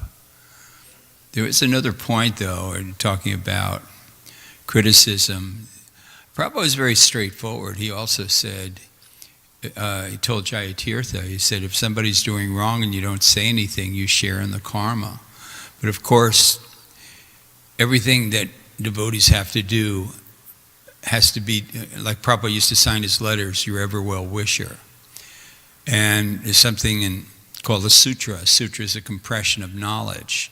So I call that way he signed his letters, I call it the Prabhupada Sutra. It's a definite, deep compression of knowledge that the goal is to become everyone's well-wisher, which is a real challenge because the body is the well-wisher of itself. Friend of my senses, enemy of my senses. That's the way the body's going. And so to follow that, we can criticize others, but straightforward, one-on-one to that person, and say, I feel, Prabhu, you're doing wrong, and I don't want you to suffer for it. That's the difference between, criticizing gram kata, gossip, which is rooted in envy, and doing something that's rooted in love. Otherwise, that person's going to suffer for their wrongdoing, and if you don't say anything. But you have to do it intelligently, not publicly try to humiliate somebody, but you go personally to that devotee, private. And Prabhupada said, we do not like to replace. He said, we like to reform. So that was also Prabhupada's spirit. Not with like mindless, what are those, is it lemmings? Who will march to the sea, fall into the sea, and all the other idiot lemmings will follow and drown themselves. So Prabhupada, he was very practical about everything, and so everything has to be done with love. That's it. That was the only comment I was going to make. Anybody else want to say something?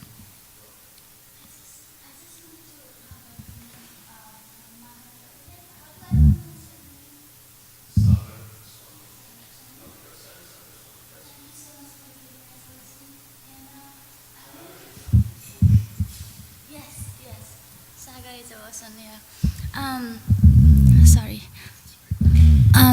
I wanted to say that back in the days that I watched the video of Russia temple, I think we're trying to open a new center, or we had a small temple in Russia. So the government of Russia was giving so much problems to the devotees. They didn't want the temple to be established. So they were breaking the temple and the mirdangas and hitting the devotees and with the rods, iron rods. I watched the video. It's in Russia of ISKCON temple, in the ISKCON temple. So knowing that all these things happen, and finally there is a temple in Russia, and Maharaj here being so bold and gold, thank you so much for being here. And I think Srila Prabhupada has one more big piece of gold by having you. Thank you very much. Jai.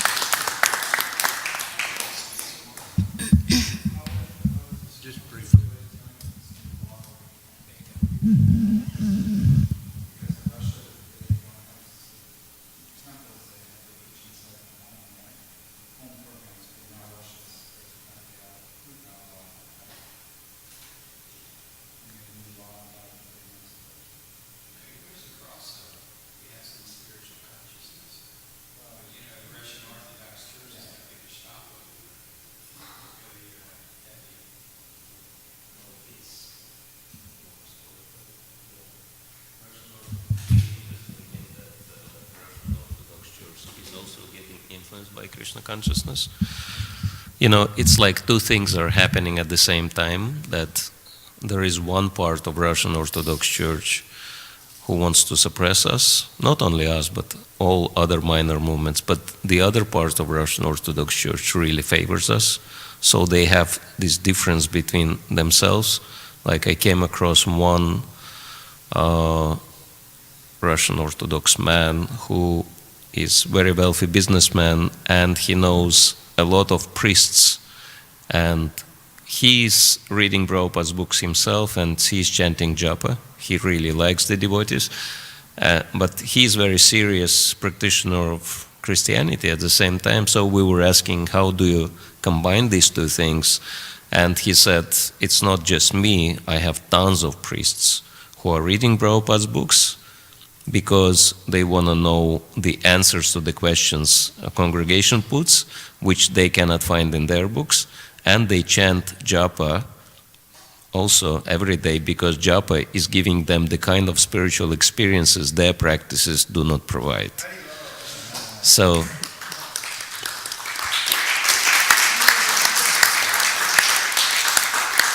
things are happening, but there are plenty of things. Mahamuni, you were going to say?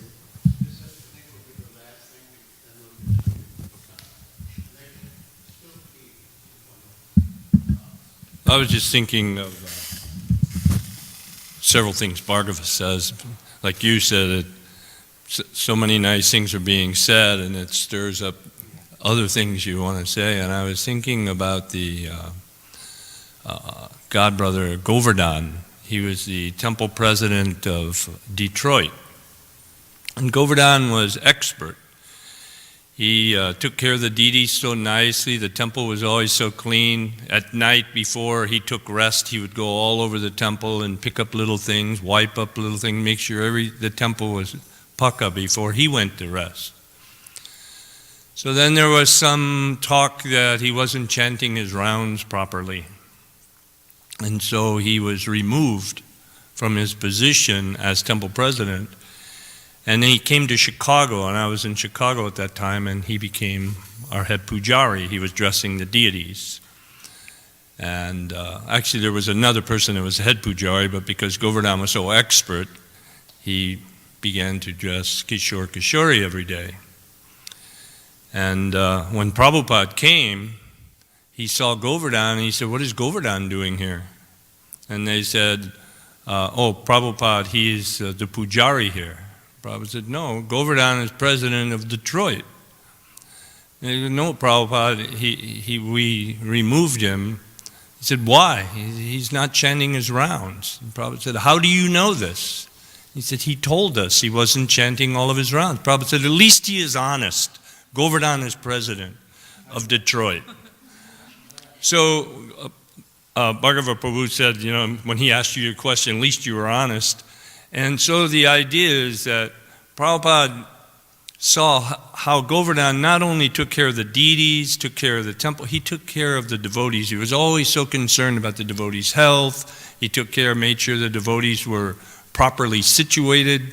And Prabhupada saw that, more important, that his loving exchanges with the devotees and the deities were his qualifications for being the leader of that temple. And so I was thinking, sometimes we think, you hear this many times, that we need to give more compassion to the devotees that may be having some struggle. And then you hear this response, well, we're not Prabhupada. Prabhupada had that kind of mercy. We're not Prabhupada. We don't have that kind of mercy. Well, we're supposed to be emulating Prabhupada's mercy. We're supposed to be practicing to give that kind of mercy, to give that love and exchange. Somehow we got caught up in, I remember when I first joined, that if you lived outside the temple, you lived in the temple and you moved outside, you were a fringy. And you come to the temple, the devotees didn't embrace you sometimes as much because you were a fringy. But that was never Prabhupada's mood. That was never Prabhupada's mood. When Madhavis Prabhu told me the story of how when he left sannyas and came, he was living in Hawaii, and Prabhupada sent for him. He wanted to see Madhavis. He sent Rameshwar at that time was sannyas. Madhavis said Rameshwar was tiptoeing through the jungle because he was living in the jungle. He said he's tiptoeing, he had those pink socks on, and he was coming through the jungle worried about getting mud on his pink socks. But he said that when he came, he said, Prabhupada wants to see you. He said, my wife is struggling, she's having a baby, there's some difficulty here. And he said, yeah, but Prabhupada, he said, just please tell Prabhupada I'll come when I can. So after his wife had the baby, everything was settled, he went to Prabhupada. And when he walked in the door, he bowed down to Prabhupada. And when he got up, Prabhupada didn't chastise him for falling down, losing sannyas, going with some woman. He said, how is your wife? How is the baby? His concern and love, and Madhavi said that Prabhupada rubbed his head and gave him great mercy. So this is the mood that I think of when I think of Srila Prabhupada, even though we have that thunderbolt kind of. I know I was trained in the military, and when I came out of the military, and I read, oh, this should be practiced like a military service. I know how to do this, so I set up the temple. I was always temple commander or president, I set it up like a military camp. I knew how to do that. But to give that mercy and that love, that part, I think sometimes we're not sure exactly how to do that. And that was the example that I saw from Prabhupada. Even though sometimes he was a thunderbolt, he always gave that love. We heard it from the different devotees, afraid of being chastised, and then Prabhupada would just smile at you or whatever. That love, he knew our hearts. We're here voluntarily to serve him. And so he knew that you're volunteers and gave that love. So sometimes there's criticism, but we should simply try to find that love for each other, because there's good in every devotee. I've never seen a bad devotee. They've got some characteristics I may not want to hang around with sometimes, but then when I examine them, I see that there's just sweetness in them. And I think Prabhupada saw that sweetness in everybody, that he saw Krishna. He sees who you are, not that external. Anyway, that's all I was thinking as everyone was talking. I kept thinking, that's what Prabhupada is really about, is seeing Krishna. He's loving us, not chastising. And that chastisement is love also. But we need to figure out how to love each other and then continue with this service. It's so important.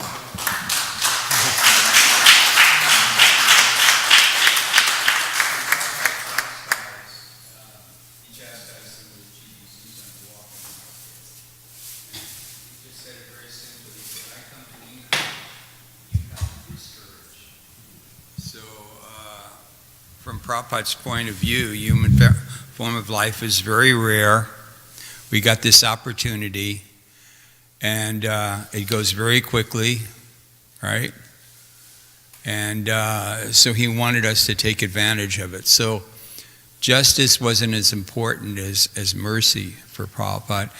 And ultimately, what it is, it's not you just chant Hare Krishna, but we are auditioning to live in Krishna's village. So Krishna wants to see that we have the heart of a Brijvasi. That's what he wants to see. It's not that we just mechanically chant, do everything mechanically. He wants us to have a loving heart. And a loving heart means some risk. And the trick is, again, to be everyone's well-wisher. And to tolerate, to make adjustments for people, to encourage them. And so few people are interested in Krishna, So when one of his godbrothers said to me one time, if someone comes up on the shore of Krishna consciousness and you push him back in, what a horrible vision that is. So we have to be very, very careful to encourage and not to discourage.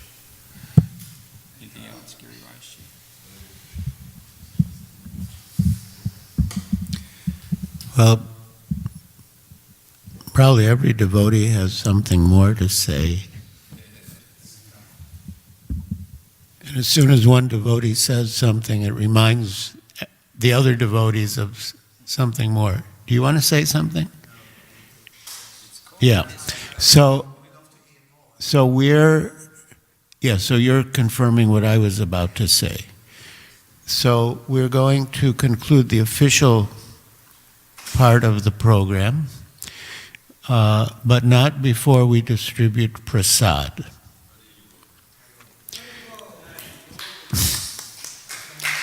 And those of you who are on the internet, we thank you for joining us.